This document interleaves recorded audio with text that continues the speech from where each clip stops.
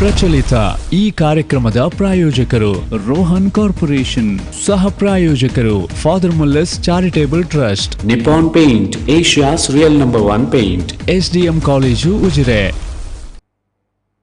ನಮಸ್ಕಾರ, ವಿಪೂರ್ ವಿಶೇಷ ಕಾರ್ಯಕ್ರಮಕ್ಕೆ ಸ್ವಾಗತ. ನಾನು ತಾರನಾಥ್ ಗಟ್ಟಿ ಕಾಪಿಕಾಡ್.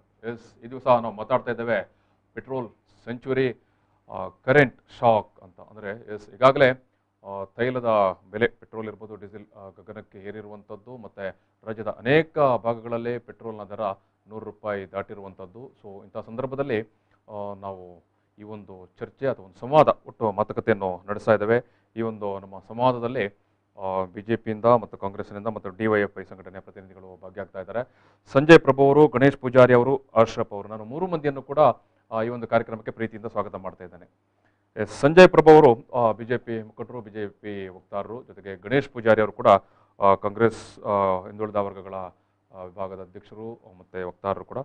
ಅಶ್ರಫ್ KC ರೋಡ್ ಅವರು DYFI democratic youth federation of India ಸಂಘಟನೆಯ ಉಳ್ಳಾಲ ವಲಯ ಅಧ್ಯಕ್ಷರು. ಈಗಾಗಲೇ ನಾವು ಕಳೆದ ಒಂದು ತಿಂಗಳ ವಿಚಾರವನ್ನೇ ಗಮನಿಸಿದ್ದೇ ಆದರೆ ಕಳೆದ ಒಂದು ತಿಂಗಳ ಅವಧಿಯಲ್ಲಿ 17 ಬಾರಿ ಪೆಟ್ರೋಲ್ ಡೀಸೆಲ್ನ ದರಗಳು ಏರಿಕೆ ಆಗಿತ್ತು. ಈಗಾಗಲೇ 100 ರೂಪಾಯಿ ದಾಟಿದೆ. ಒಂದು ಕಡೆ ಕೋವಿಡ್ನ ಸಂಕಷ್ಟ, ಕೊರೋನಾದ ಒಂದು ಸಂಕಷ್ಟ, ಲಾಕ್ಡೌನ್ನಿಂದ ಒದಗಿರುವಂಥ ಸಂಕಷ್ಟ, ಮತ್ತು ಅದೇನು ಇವತ್ತು ನಿನ್ನೆದಲ್ಲ, ಕಳೆದ ಬಾರಿಯ ಅಂದರೆ 2020ರ ಲಾಕ್ಡೌನ್ನ ನಂತರವೇ ನಮ್ಮ ಆರ್ಥಿಕ ಸ್ಥಿತಿ ಒಟ್ಟು ಸಮಾಜದ ಪ್ರತಿಯೊಬ್ಬ, ಅದು ಬಡವರ್ಗದ ಜನರು, ಮಧ್ಯಮ ವರ್ಗದವರು ಮತ್ತು ವ್ಯಾಪಾರ, ಉದ್ದಿಮೆ, ವ್ಯವಹಾರ ನಡೆಸುವ ಎಲ್ಲ ವರ್ಗದ ಜನರ ಆರ್ಥಿಕ ಶಕ್ತಿ ತುಂಬ ಕೆಳಕ್ಕೆ ಬಂದಿದೆ. ಸೊ ಇಂತಹ ಸಂದರ್ಭದಲ್ಲಿ ಪೆಟ್ರೋಲ್ ಬೆಲೆ ಪದೇ ಪದೇ ಏರಿಕೆ ಆಗ್ತಾ ಇರುವಂಥದ್ದು ಮತ್ತು ಇಷ್ಟರಲ್ಲೇ ಭಾರಿ ದೊಡ್ಡ ಮಟ್ಟದಲ್ಲಿ ಅಂದರೆ ಏರಿಕೆ ಆಗಿರುವಂಥದ್ದು, ಜೊತೆಗೆ 100 ರೂಪಾಯಿಗೆ ಬಂದಿರುವಂಥದ್ದು ಸಾಮಾನ್ಯ ಜನರಿಂದ ಹಿಡಿದು ಎಲ್ಲ ವರ್ಗದ ಜನ ಇವತ್ತು ಮಾತಾಡ್ತಾ ಇದ್ದಾರೆ. ಮುಂದೆ ಏನು ಅಂತ ಪರಿಸ್ಥಿತಿ ಈ ರೀತಿ ಆದರೆ ಈಗಾಗಲೇ ಆರ್ಥಿಕ ಹೊಡೆತ, ನಿರುದ್ಯೋಗ ಅಥವಾ ಒಟ್ಟು ವ್ಯಾಪಾರ ವಹಿವಾಟು ಉದ್ದಿಮೆಗಳು ಒಂದು ಆರ್ಥಿಕ ಹಿಂಜರಿತವನ್ನು ಅನುಭವಿಸ್ತಾ ಇರುವ ಈ ಸಂದರ್ಭದಲ್ಲಿ ಈ ರೀತಿಯ ಸಂಕಷ್ಟ ಬಂದಿರುವಾಗ ಏನು ಕತೆ, ಏನು ಪರಿಹಾರ ಅನ್ನೋ ಬಗ್ಗೆ ನಾವು ಮಾತಾಡಬೇಕಾಗಿದೆ. ಜೊತೆಗೇನೆ ಕರ್ನಾಟಕ ಸರ್ಕಾರ ಏನು ವಿದ್ಯುತ್ ದರವನ್ನು ನಿನ್ನೆ ಮತ್ತೆ ಏರಿಕೆ ಮಾಡಿ, ಯೂನಿಟ್ಗೆ 30 ಪೈಸೆಯಾಗಿ ಏರಿಕೆ ಮಾಡಿ ಒಂದು ನಿರ್ಧಾರಕ್ಕೆ ಬಂದಿರುವಂಥದ್ದು. ಕಳೆದ ಬಾರಿ ಕೂಡ ಏನು ಇದೇ ಅವಧಿಯಲ್ಲಿ ಈ ರೀತಿಯ ಒಂದು ಏರಿಕೆಯನ್ನು ಕೂಡ ಮಾಡಲಾಗಿತ್ತು. ಸೊ ಒಂದು ಬರೆಯ ಮೇಲೆ ಮತ್ತೊಂದು ಬರೆ ಎಳೆದಂಥ ಪರಿಸ್ಥಿತಿಯಲ್ಲಿ ಇವತ್ತು ನಾವು ಇದ್ದೇವೆ. ಸೊ ಇಂತಹ ಸಂದರ್ಭದಲ್ಲಿ ನಾನು ಮೊದಲಾಗಿ ಸಂಜಯ್ ಪ್ರಭು ಅವರನ್ನು ಮಾತಾಡಿಸ್ತೇನೆ. ಆಡಳಿತ ಪಕ್ಷದ ಪ್ರತಿನಿಧಿಯಾಗಿ ರಾಜ್ಯ ಇರ್ಬೋದು, ಕೇಂದ್ರ ಇರ್ಬೋದು, ಎರಡು ಕಡೆ ಕೂಡ ಇವತ್ತು BJP ಆಡಳಿತ ಮಾಡ್ತಾ ಇರುವಂಥ ಸಂದರ್ಭದಲ್ಲಿ ಈಗ ಈ ತೈಲ ಬೆಲೆ ಏರಿಕೆಯನ್ನೇ ಬಗ್ಗೆ ನಿಮ್ಮ ಅಭಿಪ್ರಾಯ, ಅನಿಸಿಕೆ ಏನು ಸಂಜಯ್ ಪ್ರಭು ಅವರೇ? ನೋಡಿ, ನಾನೊಂದು ಭಾರತೀಯ ಜನತಾ ಪಾರ್ಟಿಯನ್ನು ರೆಪ್ರೆಸೆಂಟೇಷನ್ ಮಾಡುವಾಗ ನಾನು ನಮ್ಮ ಪಾರ್ಟಿಯ ಮತ್ತು ನಮ್ಮ ಸರ್ಕಾರದ ನಿಲುವಿನ ಬಗ್ಗೆ ನಿಮಗೆ ಕ್ಲಿಯರ್ ಕಟ್ ಪಿಕ್ಚರನ್ನು ಹೇಳಬೇಕಾಗ್ತದೆ. ನೋಡಿ, ತೈಲ ಬೆಲೆ ಏರಿಕೆ ಮಾತ್ರ ಅಲ್ಲ, ಏರಿಕೆಯೂ ಆಗ್ತದೆ, ಇಳಿತವೂ ಆಗ್ತದೆ. ನೀವು ಈಗ ಒಂದು 17 ಬಾರಿಯಲ್ಲಿ ಹೇಳಿದ್ ನಾನು, ಅದು ಏರಿಳಿತವೇ ಆಗುದು. ಅದು ಹೇಗೆ ಅಂತ ಕೇಳಿದ್ರೆ, ನಾವು ಪುನಃ ಹೇಳಿದ್ರೆ ಪ್ರತಿಪಕ್ಷದವರಾಗ್ಲಿ ಕಾಂಗ್ರೆಸ್ನವರಾಗ್ಲಿ ಅವ್ರಿಗೇನು ಮಾತಾಡ್ಬೋದು. ಯಾಕಂತ ಕೇಳಿದ್ರೆ, ಒಪೆಕ್ ಅಂತ ಒಂದು ನಿರ್ಣಯವನ್ನು ಒಂದು ತಂದ ಮೇಲೆ ಯಾವಾಗ ಕ್ರೂಡ್ ಆಯಿಲಿನ ಪ್ರೈಸಿನ ಮೇಲೆ, ಕಚ್ಚಾ ತೈಲದ ಬೆಲೆಯ ಮೇಲೆ ಅದು ನಡಿಬೇಕು ಅಂತ ಹೇಳುವುದನ್ನು ಕಾಂಗ್ರೆಸ್ ಸರ್ಕಾರ ಇರ್ಬೋದು, ಭಾರತೀಯ ಜನತಾ ಪಾರ್ಟಿ ಸರ್ಕಾರ ಇರ್ಬೋದು, ಯಾವುದೇ ಸರ್ಕಾರ ಇರ್ಬೋದು, ಅದೊಂದು ಒಪ್ಪಂದ. ಆ ಒಪ್ಪಂದದ ಪ್ರಕಾರ ಕ್ರೂಡ್ ಆಯಿಲ್ಗೆ ಯಾವ ಪ್ರೈಸ್ಗಳು ಯಾವ ರೀತಿ ಹೋಗ್ತದೆ, ಆ ಪ್ರೈಸಿನ ಪ್ರಕಾರ ಪೆಟ್ರೋಲ್ನ ಬೆಲೆ ಏರಿಳಿತ ಆಗ್ತಾ ಇರ್ತದೆ. ಇವತ್ತು ನಾವು ಕೊರೋನಾದ ಟೈಮಿನಲ್ಲಿ, ನೀವು ಪತ್ರಕರ್ತರಾಗಿ ಕೊರೋನಾದ ಟೈಮ್ನಲ್ಲಿ ಹೀಗಾಯ್ತು ಇದಂತಲ್ಲ, ಯಾವ ಟೈಮಲ್ಲಿ ಸಮೇತ ಹೆಚ್ಚಾಗುವಾಗ ಹೆಚ್ಚಾಗ್ತದೆ, ಕಮ್ಮಿ ಆಗುವಾಗ ಕಮ್ಮಿ ಆಗ್ತದೆ. ಅದರ ಬಗ್ಗೆ ಯಾವುದನ್ನು ಯಾರೂ ಅದರ ಬಗ್ಗೆ ಮಧ್ಯದಲ್ಲಿ ಇದು ಮಾಡ್ಲಿಕ್ಕಿಲ್ಲ. ಮಧ್ಯದಲ್ಲಿ ಮಾಡ್ಬೋದು ಯಾರು ಅಂತ ಕೇಳಿದ್ರೆ ನಮ್ಮ ರಾಜ್ಯ ಸರ್ಕಾರಗಳು ಇರ್ಬೋದು.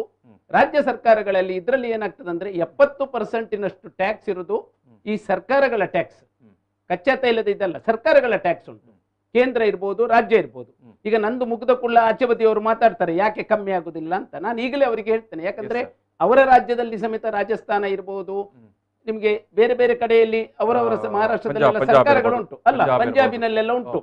ಮಾತನಾಡಿದ್ರೆ ಏನಂತ ಕೇಳಿದ್ರೆ ಅವರವರ ಟ್ಯಾಕ್ಸ್ ಅನ್ನು ಕಮ್ಮಿ ಮಾಡಿ ಪೆಟ್ರೋಲ್ ಕಮ್ಮಿ ಮಾಡಬಹುದು. ಈಗ ನಮಗೆ ನಾಳೆ ಪಂಜಾಬ್ನಲ್ಲಿ 65 ರೂಪಾಯಿಗೆ ಪೆಟ್ರೋಲ್ ಸಿಗ್ತದೆ ಅಥವಾ ಮಹಾರಾಷ್ಟ್ರದಲ್ಲಿ 70ಕ್ಕೆ ಸಿಗ್ತದಂದ್ರೆ ಕರ್ನಾಟಕದಲ್ಲಿ ಯಾಕೆ 98 ಅಂತ ಹೇಳುವ ಪ್ರಶ್ನೆಗಳಿಗೆ ಇದ್ರೆ ಇದನ್ನು ಮಾತಾಡ್ಬೋದು. ಯಾಕಂತ ಕೇಳಿದ್ರೆ ಸರ್ಕಾರ ನಡೆಸುವಾಗ ಇದು ಕಾಮನ್, ಅಂದ್ರೆ ನಾವು ಈಚೆ ಕುತ್ಕೊಂಡ್ರೆ ಹಾಗೆ ಹೇಳ್ಬೋದು, ಆಚೆ ಕುತ್ಕೊಂಡ್ರೆ ಕೇಳ. ಆದ್ರೆ ಸರ್ಕಾರ ನಡೆಸುವಾಗ ಸರ್ಕಾರಕ್ಕೆ ದೊಡ್ಡ ಆದಾಯ ಅಂತ ಕೇಳಿದ್ರೆ ಈಗ ಇವತ್ತು ಲಸಿಕೆ ತಗೊಳ್ಳಿಕ್ಕೆ ಇರ್ಬೋದು, ಕೊರೋನಾಕ್ಕೆ ಆಯುಷ್ಮಾನಿಗೆ 900 ಕೋಟಿ ರೂಪಾಯಿ.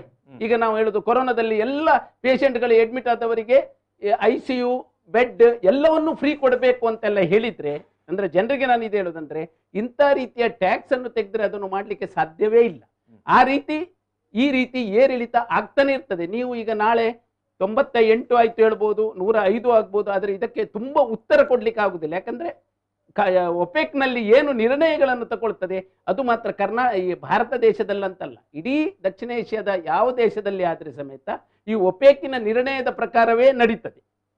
ಹಾಗಾಗಿ ನಾವು ಇದರ ಬಗ್ಗೆ ಪುನಃ ಟ್ಯಾಕ್ಸ್ ಅನ್ನು ಒಂದು ಮಾಡ್ಬೋದು. ನಿಮ್ಗೆ ಗೊತ್ತಿರ್ಬೋದು, ಇವರದ್ದು ಸಮ್ಮಿಶ್ರ ಸರ್ಕಾರ ಇರುವಾಗ ಕುಮಾರಸ್ವಾಮಿ ಅವರು ಇಮಿಡಿಯೇಟ್ಲಿ ಒಂದು 2 ರೂಪಾಯಿ ಎಕ್ಸ್ಟ್ರಾ ಟ್ಯಾಕ್ಸ್ ಹಾಕಿದ್ರು.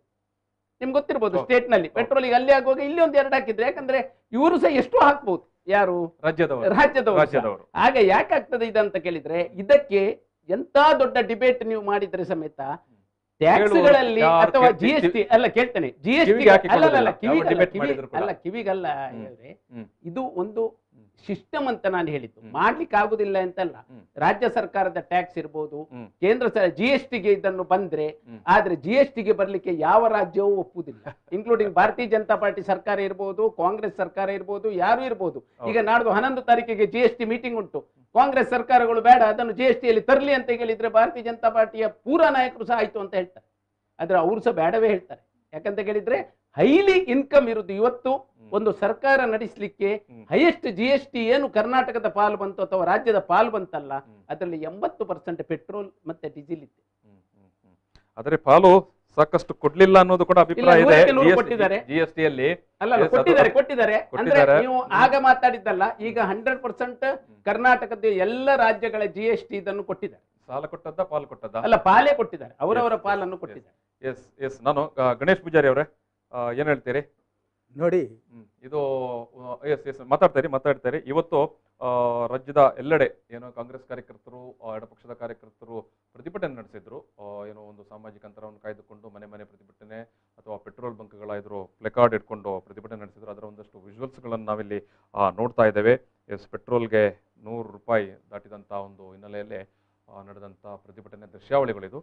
ಇದು ಗಣೇಶ್ ಪೂಜಾರಿ ಅವರೇ, ನೀವು ಈಗ ಸಂಜಯ್ ಪ್ರಭು ಅವರು ಸಮರ್ಥನೆ ಅಂದ್ರೆ ಅವರು ಹೇಳುವಂಥದ್ದು, ಯಾವುದೇ ಸರ್ಕಾರ ಇದ್ದಾಗಲೂ ಅದು ನಿಮ್ಮ UPA ಸರ್ಕಾರ ಇರ್ಬೋದು, BJP ಸರ್ಕಾರ ಇರ್ಬೋದು, ಒಪೆಕ್ನ ನೀತಿಯ ಆಧಾರದ ಮೇಲೆ ಅಥವಾ ಕಚ್ಚಾ ತೈಲದ ಏನು ಬೆಲೆಯ ಆಧಾರದ ಮೇಲೆ ಈ ರೀತಿಯ ಬೆಲೆ ಏರಿಕೆ ಅಥವಾ ಇಳಿಕೆ ಆಗುತ್ತೆ ಅಂತ ನೋಡಿ.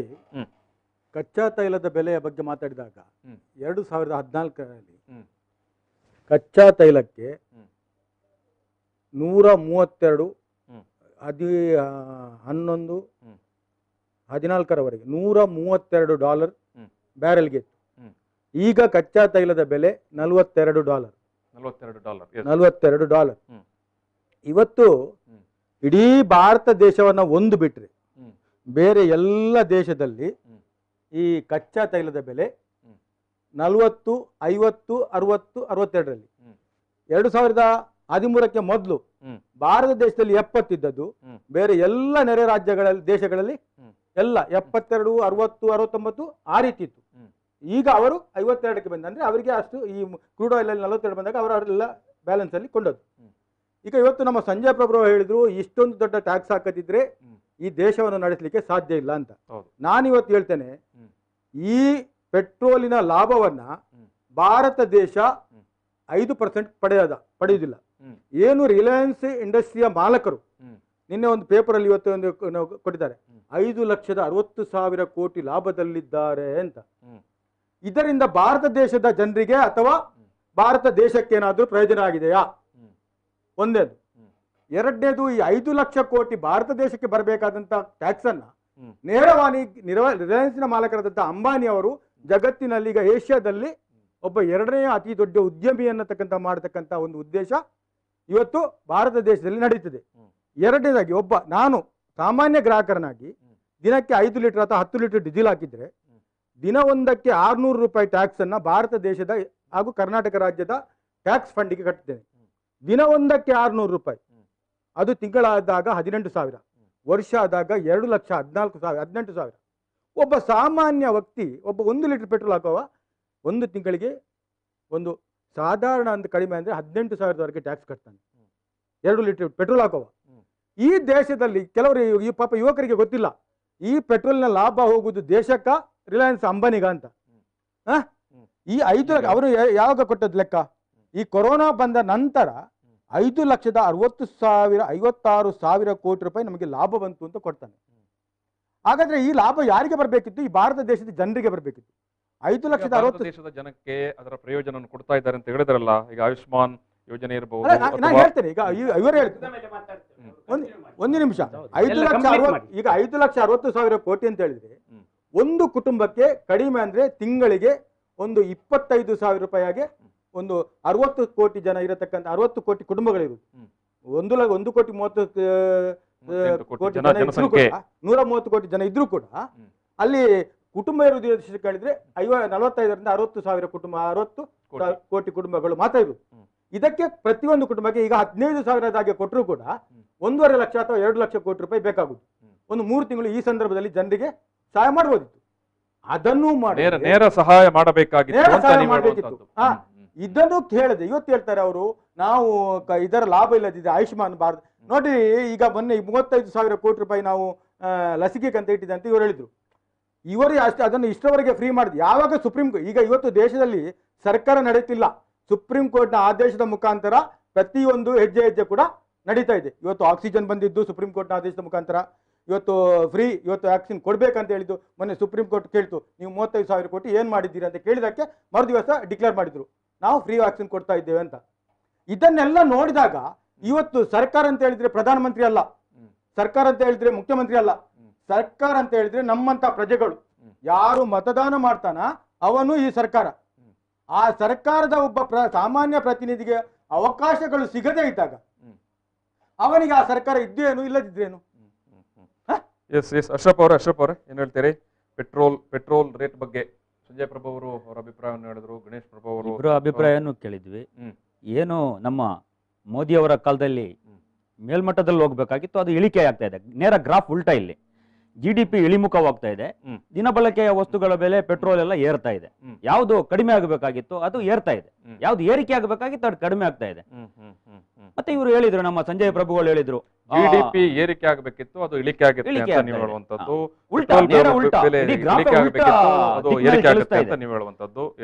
ಇದು ಇವತ್ತು ನಮ್ಮ ಸಂಜಯ್ ಪ್ರಭುಗಳು ಹೇಳಿದ್ರು, ಏನು ಅಂತಾರಾಷ್ಟ್ರೀಯ ಮಾರುಕಟ್ಟೆಯಲ್ಲಿ ಬೆಲೆ ನಿಗದಿ ಆಗುತ್ತೆ ಅಂತ. ಅಂತಾರಾಷ್ಟ್ರೀಯ ಮಾರುಕಟ್ಟೆಯಲ್ಲಿ ಇಳಿಕೆಯಾಗಿದೆ. ಟ್ಯಾಕ್ಸ್ ನ ಪ್ರಮಾಣ ಏರಿಕೆ ಆಗ್ತಾ ಇದೆ. ಒಂದು ಲೆಕ್ಕವನ್ನ ಹೇಳೋದಾದ್ರೆ, ಮೋದಿಜಿ ಸರ್ಕಾರ ಬಂದ ಆರಂಭಿಕ ಅವಧಿಯಲ್ಲಿ 10 ತಿಂಗಳಲ್ಲಿ ಪೆಟ್ರೋಲಿಯಂ ಮತ್ತು ಡೀಸೆಲ್ ಮೂಲಕ ಸಂಗ್ರಹವಾದ ತೆರಿಗೆ 29,279 ಕೋಟಿ ರೂಪಾಯಿ 10 ತಿಂಗಳ ಅವಧಿಯಲ್ಲಿ. ಅದೇ ಕಳೆದ ಈ 2020-21 ಮೊನ್ನೆ ಜನವರಿ ತನಕದ 10 ತಿಂಗಳ ಅವಧಿಯಲ್ಲಿ ಸಂಗ್ರಹವಾದ ತೆರಿಗೆ 2.94 ಲಕ್ಷ ಕೋಟಿ. ಅಂತರ ನೋಡಿ, ತೆರಿಗೆ ಸಂಗ್ರಹದ ಅಂತರ ಸಾಧಾರಣ 300 ಪಟ್ಟು ಅಂತರ ಬರ್ತಾ ಇದೆ. ಅಂದ್ರೆ ತೆರಿಗೆಯನ್ನ ವಿಪರೀತವಾಗಿ ಹಾಕ್ತಾ ಇದ್ದೀರಾ. ಅಲ್ಲಿ ಅಂತಾರಾಷ್ಟ್ರೀಯ ಮಾರುಕಟ್ಟೆಯಲ್ಲಿ ಕಚ್ಚಾ ಬೈಲಾದ ದರ ಕಡಿಮೆ ಆಗಿದೆ, ನೀವು ಇಲ್ಲಿ ಕಡಿಮೆ ಆಗುವ ಬದಲು ಅದಕ್ಕೂ ಹೆಚ್ಚು ತೆರಿಗೆಯನ್ನ ಹಾಕೊಂಡು ಇಲ್ಲಿ ಜನರನ್ನ ನೀವು ಶೋಷಣೆ ಮಾಡ್ತಾ ಇದ್ದೀರಿ. ಮತ್ತೆ ಅದಕ್ಕೆ ನೀವು ಸಮರ್ಥನೆ ಕೊಡ್ತೀವಿ. ಕಾಂಗ್ರೆಸ್ ಕಾಲದಲ್ಲೂ ಏನು ತೈಲ ಬೆಲೆ ಇಳಿಕೆ ಆಗಿರ್ಲಿಲ್ಲ, ಆದ್ರೆ ಈ ಮಟ್ಟದ ಸಮರ್ಥನೆ ಅವ್ರು ಕೊಡ್ತಾ ಇರ್ಲಿಲ್ಲ. ಆಗ ಅಂತಾರಾಷ್ಟ್ರೀಯ ಮಾರುಕಟ್ಟೆಯಲ್ಲಿ ತೈಲ ಬೆಲೆ ಏರಿಕೆ ಆಗಿತ್ತು, ಇವರು ಏರಿಕೆ ಮಾಡಿದ್ರು. ಆದ್ರೆ ಇವತ್ತಿನ ಸಮರ್ಥನೆ ಲಸಿಕೆ ಉಚಿತವಾಗಿ ಕೊಡ್ತಾ ಇದ್ದಾರೆ, ಅದಕ್ಕಾಗಿ ತೈಲ ಬೆಲೆ ಏರಿಕೆಯನ್ನ ಸಮರ್ಥಿಸುವಂತದ್ದು. ಅವ್ರು ಅಲ್ಲಿ ಬುಲೆಟ್ ಪ್ರೂಫ್ ಜಾಕೆಟ್ ಕೊಟ್ರು, ಅದಕ್ಕೆ ತೈಲ ಬೆಲೆ ಏರಿಕೆಯನ್ನ ಅರೆ ಲಸಿಕೆ ಕೊಡುವಂತದ್ದೆಲ್ಲ ಇದೆಯಲ್ಲ, ಅದಕ್ಕೆ ಬೇಕಾದಷ್ಟು ದೇಣಿಗೆಯನ್ನ ಈ ದೇಶದ ಜನಗಳು ಉದ್ಯಮಪತಿಗಳು ಕೊಟ್ಟಿದ್ದಾರೆ. PM ಕೇರ್ ಏನ್ ನೀವು ಮಾಡಿದ್ರಿ, ಅದರಲ್ಲಿರೋ ಲೆಕ್ಕನ್ನೇ ನೀವು ಕೊಡ್ತಾ ಇಲ್ಲ. ಸುಪ್ರೀಂ ಕೋರ್ಟ್ ಲೆಕ್ಕ ಕೇಳಿದ ತಕ್ಷಣ ನೀವು ಕೋವಿಡ್ ಲಸಿಕೆ ಉಚಿತ ಮಾತುಗಳನ್ನ ಆಡ್ತಾ ಇದ್ದೀರಿ ಹೊರತು, ಈಗಲೂ ಖಾಸಗಿ ಆಸ್ಪತ್ರೆಯಲ್ಲಿ, ಮಂಗಳೂರಿನ ಖಾಸಗಿ ಆಸ್ಪತ್ರೆಯಲ್ಲಿ 850 ರೂಪಾಯಿ ಲಸಿಕೆ. ಇವತ್ತು ವಿದೇಶಕ್ಕೆ ಹೋಗುವಂತವ್ರು ಖಾಸಗಿ ಆಸ್ಪತ್ರೆಗೆ ಹೋಗಿ ಕ್ಯೂ ನಿಲ್ಲುವಂತ ಪರಿಸ್ಥಿತಿ. ಉಚಿತ ಲಸಿಕೆ ಸಿಗ್ಲಿಲ್ಲ ಇನ್ನು. ಉಚಿತ ಲಸಿಕೆ 21ನೇ ತಾರೀಕಿಂದ, ಅದು ಸುಪ್ರೀಂ ಕೋರ್ಟ್ ಆದೇಶದ ನಂತರ ಅದಕ್ಕೂ ಎಷ್ಟು ಕ್ಯೂ ನಿಲ್ಬೇಕು ಅಂತ ಪರಿಸ್ಥಿತಿ ಬರ್ತದೆ. ಅದಕ್ಕೆ ನೀವು ಈ ಪೆಟ್ರೋಲಿಯಂ ಬೆಲೆಯನ್ನ ಸಮರ್ಥಿಸಿ ನೀವು ಇದು ಮಾಡಬೇಡಿ. ಯಾವುದು ಅದನ್ನ ಸಮರ್ಥಿಸಲಿಕ್ಕೆ ನೀವು ಈ ರೀತಿ ಬರಬೇಡಿ. ಈ ರೀತಿಯ ವಿಪರೀತ ಸಮರ್ಥನೆ ಇದೆಯಲ್ಲ, ಇದು ನಿಜವಾಗ್ಲೂ ನೋಡೋದಾದ್ರೆ ನೀವು ಪೆಟ್ರೋಲ್ ದರವನ್ನ ಕಡಿಮೆ ಮಾಡಬೇಕಾಗಿತ್ತು. ನೀವು ಕಾಂಗ್ರೆಸ್ನವರು ಅವರ ರಾಜ್ಯ ಸರ್ಕಾರವನ್ನು ಟ್ಯಾಕ್ಸ್ ಕಡಿಮೆ ಮಾಡಲಿಲ್ಲ. ಇದಲ್ಲ, ಕಾಂಗ್ರೆಸ್ನವ್ರನ್ನ ಬಿಡಿ, ನೀವು ಪಾರ್ಟಿ ವಿತ್ ಡಿಫರೆನ್ಸ್ ಅಂತ ಬಂದಂತವ್ರು, ಅವರನ್ನ ಭ್ರಷ್ಟಾಚಾರದ ಪಕ್ಷ ಅಂತ ದೂರ್ಕೊಂಡು ನಾವು ನೈಜ ದೇಶಭಕ್ತರ ಪಕ್ಷ ಅಂತ ಬಂದಂತವ್ರು ನೀವು ಮಾಡಿ ತೋರಿಸಿ. ನೀವು ಕಾಂಗ್ರೆಸ್ ಅನ್ನ ತೋರಿಸಿ, ಪಂಜಾಬ್ನಲ್ಲಿ ಅವ್ರು ಯಾಕೆ ಕಡಿಮೆ ಮಾಡಲಿಲ್ಲ, ಮಹಾರಾಷ್ಟ್ರದಲ್ಲಿ ಇವ್ರು ಯಾಕೆ ಕಡಿಮೆ ಮಾಡಲಿಲ್ಲ ಅಂತ ನೀವು ಸೇಫರ್ ಸೈಡಿಗೆ ಹೋಗ್ಬಿಟ್ಟು ನೀವು ನಿಲ್ಲುವಂತ ಪರಿಸ್ಥಿತಿ ಬೇಡ. ನೀವು ಮಾಡಿ ತೋರಿಸಿ, ನಿಮ್ದೇ ಸರ್ಕಾರ ಇದೆ, ಎರಡೂ ಕಡೆ ನೀವೇ ಇದ್ದೀರಿ, ಮೇಲೇನು ಕೆಳಗೆ ನೀವೇ ಇದ್ದೀರಿ, ಮಾಡಿ ಕರ್ನಾಟಕದಲ್ಲಿ ತೋರಿಸಿ. ನೀವು ಇಲ್ಲೂ ಮತ್ತೆ ವಿದ್ಯುತ್ ದರ ಏರಿಕೆ ಮಾಡಿ ಜನರಿಗೆ ಮತ್ತೆ ಹೊರೆ ಕೊಡ್ತಾ ಇದ್ದೀರಿ. ನಿಜವಾಗ್ಲೂ ನೋಡಿ, ಪೆಟ್ರೋಲ್ ಬಳಕೆ 80% ಕಡಿಮೆ ಆಗಿದೆ ಲಾಕ್ಡೌನ್ ನಂತರ. ವಾಹನಗಳು ಓಡಾಡ್ತಾ ಇಲ್ಲ, ಕೈಗಾರಿಕೆಗಳು ನಡೀತಾ ಇಲ್ಲ, 80-90% ವಾಹನಗಳು ನಿಂತಿದೆ. ಹಾಗಾಗಿ ಬಳಕೆನೂ ಕಡಿಮೆ. ನೋಡಿ, ಬಳಕೆ ಕಡಿಮೆ ಆಗುವಾಗ ರೇಟ್ ಕಡಿಮೆ ಆಗ್ಲೇಬೇಕು. ಉತ್ಪಾದನೆ ಜಾಸ್ತಿ, ಬಳಕೆ ಕಡಿಮೆ ಆದಾಗ ರೇಟ್ ಕಡಿಮೆ ಆಗ್ತದೆ. ಇಲ್ಲಿ ಮತ್ತೆ ಹೆಚ್ಚಳ ಆಗ್ತಿರುವಂತದ್ದು. ಇವತ್ತು ಬಳ್ಳಾರಿಯಲ್ಲಿ 100 ದಾಟ್ತು, ಚಿಕ್ಕಮಂಗ್ಳೂರಿನಲ್ಲಿ 100 ದಾಟ್ತು, ಶಿರಸಿಯಲ್ಲಿ 100 ದಾಟ್ತು, ನಾಳೆ ನಾಡಿದ್ದು ಮಂಗಳೂರಿನಲ್ಲಿ ಬರ್ತದೆ. ಶತಕದ ಸಂಭ್ರಮ, ಮೋದಿಜಿ ಆಡಳಿತದಲ್ಲಿ ಶತಕದ ಸಂಭ್ರಮಕ್ಕೆ ಬರ್ತದೆ. ಈಗಾಗಲೇ ಎಕ್ಸ್ಟ್ರಾ ಪೆಟ್ರೋಲ್ ಅಂತ ಇದೆ, ಅದಕ್ಕೆ ಈಗಾಗಲೇ 103 ರೂಪಾಯಿ ದಾಟಿದೆ ಮಂಗಳೂರಲ್ಲಿ ಕೂಡ. ಎಸ್, ಈಗ ಪೆಟ್ರೋಲ್ ಜೊತೆಗೇನೆ ಏನು ಇತರ ಎಲ್ಲ ಜೀವನಾವಶ್ಯಕ ವಸ್ತುಗಳ ರೇಟ್ ಕೂಡ ಏರಿಕೆ ಆಗುವಂತದ್ದೇ ನಾವು ಈಗಾಗಲೇ ನೋಡ್ತಾ ಇದ್ದೇವೆ. ಅಡುಗೆ ಎಣ್ಣೆ ಇರ್ಬೋದು, ತೊಗರಿ ಬೇಳೆ ಇರ್ಬೋದು, ಅಥವಾ ಏನು ಕನ್ಸ್ಟ್ರಕ್ಷನ್ ರಿಲೇಟೆಡ್ ಯಾವುದೇ ವಸ್ತುಗಳು ಏನು ಅವರೆಲ್ಲರೂ ಸಾಗಾಟದ ನೆಪ ಹೇಳಿ ಅಥವಾ ಟ್ರಾನ್ಸ್ಪೋರ್ಟ್ನ ವಿಚಾರ ಹೇಳಿ ಆ ದರವನ್ನು ಏರಿಕೆ ಮಾಡ್ತಾ ಹೋಗ್ತಾರೆ. ಎಸ್, ಇದು ಸಂಜಯ್ ಪ್ರಭುಗಳೇ ನೋಡಿ, ಗಣೇಶ್ ಪೂಜಾರಿಯವರು ನಮ್ಮ ಕೆಲವು ವಿಷಯ ಹೇಳಿದ್ರು. ಕಾಂಗ್ರೆಸ್ ಇರುವಾಗ ಇಷ್ಟಿತ್ತು ಅಷ್ಟಿತ್ತು ಅಂತ. ಏನಾಯ್ತು ಅಂತ ಕೇಳಿದ್ರೆ ಜನರಿಗೆ ಇದನ್ನು ನಾವು ಪೂರ ಹೇಳಬೇಕಾಗ್ತದೆ. ಮನಮೋಹನ್ ಸಿಂಗ್ ಅವರು ಆರ್ಥಿಕ ತಜ್ಞರು, ಅವರು 132 ರೂಪಾಯಿ ಆಯ್ತು, 90 ರೂಪಾಯಿ ಆಯ್ತು ಹೇಳುವಾಗ ಏನ್ ಮಾಡಿದ್ರು ಅಂತ ಕೇಳಿದ್ರೆ 2 ಲಕ್ಷ ರೂಪಾಯಿ ಕೋಟಿ ಕೊಟ್ಟು ಬಾಂಡ್ ಅನ್ನು ಮಾಡಿದ್ರು. ಇಂಡಿಯನ್ ಆಯಿಲ್, ONGC ಅಂತ ಹೇಳಿ ಒಂದು ಲೋನ್ ತಕೊಂಡು ಬಿಟ್ರು. ಲೋನ್ ತಕೊಂಡು ಸಾಲ ಮಾಡಿ, ಇದು ಸಾಲ ಮಾಡಿ ತುಪ್ಪ ತಿಂದ ಅಂತ ಒಂದು ಗಾದೆ ಉಂಟಲ್ಲ, ಒಳ್ಳೆ ಮಾಡಿ ಸಾಲ ಮಾಡಿ ತುಪ್ಪ ತಿನ್ಬೋದು, ಮತ್ತೊಬ್ಬನಿಗೆ ಏನಂತ ಆಗ್ಬೇಕಲ್ಲ. ಭಾರತೀಯ ಜನತಾ ಪಾರ್ಟಿ 2014ಕ್ಕೆ ಬರುವಾಗ 2 ಲಕ್ಷ ಕೋಟಿಯ ಬಾಂಡ್ ಅನ್ನು ನಾವು ಹೇಳಲಿಕ್ಕೆ ಆಗುದಿಲ್ಲ. ನರೇಂದ್ರ ಮೋದಿ ಅವರು ಅದು ಮನಮೋಹನ್ ಸಿಂಗ್ ಕೊಟ್ಟದ್ದು ಮಾರೆ, ನಾವೇನ್ ಮಾಡ್ಲಿಕ್ಕೆ ಆಗುದಿಲ್ಲ ಅಂತ ಹೇಳಿ ನಾವು NPA ಮಾಡ್ಲಿಕ್ಕೆ ಆಗುದಿಲ್ಲ ಸ್ವಾಮಿ. ಭಾರತ ಸರ್ಕಾರದ ಪರವಾಗಿ 70,000 ಕೋಟಿ ಅದಕ್ಕೆ ಬಡ್ಡಿ ಕೊಟ್ಟಿದ್ದಾರೆ. ಅದಕ್ಕೆ ಬಡ್ಡಿ ಕಟ್ಟಿದೆ ಯಾರು? ಬಡ್ಡಿಯನ್ನು ಕಟ್ಟಿದ್ದಾರೆ. ಮತ್ತೆ ಆ 2 ಲಕ್ಷ ಕೋಟಿಯನ್ನು ಸಮೇತ ವಾಪಸ್ ಕೊಟ್ಟಿದ್ದಾರೆ. ಯಾಕೆ ಇದನ್ನು ನಾನು ಈಗ ನಮ್ಮ ಅಶ್ರಫ್ ಅವರು ಮಾತಾಡುವಾಗ ಹೇಳ್ತೇನೆಂದ್ರೆ, ಯಾರಾದ್ರೂ ಒಂದು ಲೋನ್ ಮಾಡಿದ್ರೆ ಇದು ಹೇಗಂದ್ರೆ ನನ್ನ ಅಜ್ಜ ಯಾರ ಲೋನ್ ಮಾಡಿದ್ದನ್ನು ಅವಳ ತೊಂದರೆ ಇದೆಯಾ, ಅಮ್ಮೆಲ್ಲ ಲೋನ್ ತೊಂದರೆ ಇದೆಯಾ ಹೇಳಲಿಕ್ಕೆ ಆಗುದಿಲ್ಲ. ನಾವು ಒಂದು ಅಧಿಕಾರಕ್ಕೆ ಬಂದ ಮೇಲೆ ನಾವು ಏನು ಮಾಡಿದೇವೆ ಅಂತ ತೋರಿಸಬೇಕಾಗ್ತದೆ. ನಾವು ಅಧಿಕಾರಕ್ಕೆ ಬಂದ ಮೇಲೆ ಫಸ್ಟ್ ಇವರು ಮಾಡಿಟ್ಟ 2 ಲಕ್ಷ ಕೋಟಿಯನ್ನು ಪೆಟ್ರೋಲ್ ದರದಲ್ಲಿ ಇವರು ಹೇಳಿದಾಗೆ 40 ರೂಪಾಯಿ 45 ರೂಪಾಯಿ ಕ್ರೂಡ್ ಆಯಿಲ್ಗೆ ಇರುವಾಗ ನಾವು ಸಮೇತ 50, 55, 60 ರೂಪಾಯಿಗೆ ಕೊಡ್ಲಿಕ್ಕೆ ಆಗ್ತಿರ್ಲಿಲ್ಲ ಅಂತಲ್ಲ, ಕೊಡ್ಬೋದಿತ್ತು. ಆದ್ರೆ ಪುನಃ ಈ 2 ಲಕ್ಷ ಕೇಳಿ, 2 ಲಕ್ಷ ಕೋಟಿಯ ಸಾಲ ಉಂಟಲ್ಲ, ಅದು ಸಾಲ ಪರ್ಮನೆಂಟ್ ಇರ್ತಿತ್ತು. ನಿಮ್ಗೆ ಗೊತ್ತಿರ್ಬೋದು,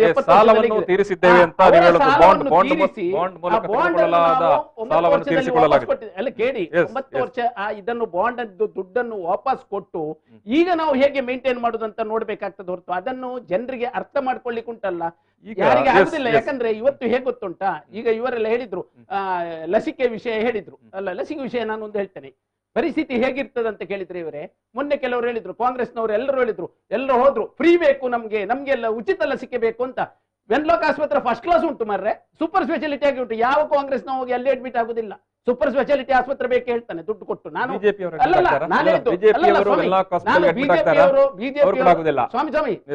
ಅವರು ನಾನು ಲಸಿಕೆದ್ದು ವಿಷಯ ಇವರು ಮಾತಾಡಿದಕ್ಕೆ ನಮಗೆ ಉಚಿತ ಬೇಕು ಅಂತ ಹೇಳಿದಕ್ಕೆ ಮಾತ್ರ ಹೇಳಿದ್ದು. ನೋಡಿ, ಕೆಲವರಿಗೆ ಲಸಿಕೆ ಎಂಬುದು ಹಾಸ್ಪಿಟಲ್ ತುಂಬಾ ಚೆನ್ನಾಗಿದೆ ಅನ್ನೋ ಮಾತನ್ನು ನಾನು ಕೂಡ ಮತ್ತೊಮ್ಮೆ ಹೇಳ್ತೇನೆ. ನೋಡಿ, ಅಲ್ಲ ಒಂದು ನೀವು ಮಾತಾಡುವಾಗ ನಾ ಮಾತಾಡ್ಲಿ, ನೋಡಿ ಕಂಪ್ಲೀಟ್ ಮಾಡ್ತೇನೆ. ಇಲ್ಲಿ ಪರಿಸ್ಥಿತಿ ಇರುವುದೇನೆಂದ್ರೆ, ವಿದೇಶಕ್ಕೆ ಹೋಗುವವರಿಗಿರ್ಬೋದು ಯಾರಿಗೂ ಇರ್ಬೋದು, ಒಂದು ಪ್ರೈವೇಟ್ ನಲ್ಲಿ ಉಂಟು ಅಂತ ಹೇಳಿದ ಕೂಡಲೇ ಫಸ್ಟ್ ನಮ್ಮದು ಏನಿರಬೇಕು ಅಂತ ಹೇಳಿದ್ರೆ, ಕೊರೋನಾ ಮುಕ್ತ ನಾವು ಆಗ್ಬೇಕಾದ್ರೆ ಆದಷ್ಟು ಲಸಿಕೆ. ನಿಮ್ಗೆ ಗೊತ್ತಿರ್ಬೋದು, ಹಾಸ್ಪಿಟ್ಲಿಗೆ ಹೋದ್ರೆ ಬಿಲ್ಗಳು ಎಷ್ಟಾಗ್ತದೆ, ಏನೆಲ್ಲ ಆಗ್ತದೆ ಗೊತ್ತುಂಟು. 850 ರೂಪಾಯಿ ಕೊಟ್ಟು ಯಾರಿಗೆ 850 ರೂಪಾಯಿ ಕೊಡ್ಲಿಕ್ಕೆ ಆಗ್ತದೆ, ಅವರು ಅದನ್ನು ತಕೊಳ್ಳಿಕ್ಕೆ ಒಂದು ವ್ಯವಸ್ಥೆ ಇದ್ದದಕ್ಕೆ ಇವರು ಗಲಾಟೆ ಮಾಡಿದ್ರೆ. ಬಡವನಿಗೆ ಕೂಡ ಆರೋಗ್ಯದ ಕಾಳಜಿ ಇರ್ತದೆ, ಭಯ ಇರುತ್ತೆ. ಪ್ರಾಥಮಿಕ ಆರೋಗ್ಯ ಕೇಂದ್ರದಲ್ಲಿ ಲಸಿಕೆ ಸಿಗುದಿಲ್ಲ ಅಂತ ಹೇಳಿದ್ರೆ ಸಾಲ ಮಾಡಿ ಆದ್ರೂ ಅವನು ಕೂಡ ಖಾಸಗಿ ಆಸ್ಪತ್ರೆಯ ಮುಂದೆ ಹೋಗಿ ಕ್ಯೂ ನಿಲ್ತಾನೆ. ಬಡವರಿಗೆ ಕೊಟ್ಟಿದ್ದೇವೆ, ಆದರೂ ಕೂಡ ಕೆಲವರಿಗೆ ಅಲ್ಲಿ ಕ್ಯೂ ನಿಂತು ಸಮಸ್ಯೆ ಇರುವಾಗ ಪ್ರೈವೇಟ್ನವರು ಅದನ್ನೊಂದು ವ್ಯವಹಾರ ಮಾಡುವಾಗ ಇವರು ಮಾತನಾಡಿದ ಕೂಡಲೇ ಹೇಳುದು ಪ್ರೈವೇಟ್ನವರಿಗೆ ಯಾಕೆ ಕೊಟ್ರು ಅಂತ. ನಾನು ಹೇಳುದು, ಈಗ ವಿಷಯ ಏನಂತ ಕೇಳಿದ್ರೆ, ಯಾರಿಗೆ 850, ಈಗ ಬ್ಯಾಂಕಿನವ್ರು ಇರ್ಬೋದು, ಬ್ಯಾಂಕಿನವ್ರಿಗೆ ಎಲ್ರಿಗೂ ರಿಯಂಬರ್ಸ್ ಸಿಗ್ತದೆ. ಇನ್ಶೂರೆನ್ಸ್ ಕಂಪನಿಯವರಿಗೆ ಸಿಗ್ತದೆ ಕೇಳಿ. ಸಿಗ್ತದೆ. ಅಲ್ಲಿ ಪ್ರೈವೇಟ್ ಇದ್ದು ಇರುವಾಗ ಅಷ್ಟು ನಿಮ್ಗೆ ಮಧ್ಯಮ ವರ್ಗದವನಿಗೆ ಎಲ್ಲಿ ಅಲ್ಲ, ಸಿಗ್ತದೆ? ಹೇಳಿ ಇವರೇ, ಮಧ್ಯಮ ವರ್ಗದಲ್ಲ, ಒಮ್ಮೆ ಬಡವನಿಗೆ ಎಲ್ಲಿ ಸಿಗ್ತದೆ? ಅಲ್ಲ, ಇವರು ಹೇಳಿಲ್ಲ, ಇವರು ಸ್ಟ್ರೈಕ್ ಮಾಡುವಾಗ ಹೇಳುದೆಂತದ್ದು 850 ರೂಪಾಯಿದು ಕತೆ ಹೇಳಿ. ನಾ ಹೇಳುದು 850 ರೂಪಾಯಿದು ಒಂದು ಕಡೆಯಿಂದ ಅವರು ಲಸಿಕೆ ತಗೊಳ್ತಾ ಇರಲಿ.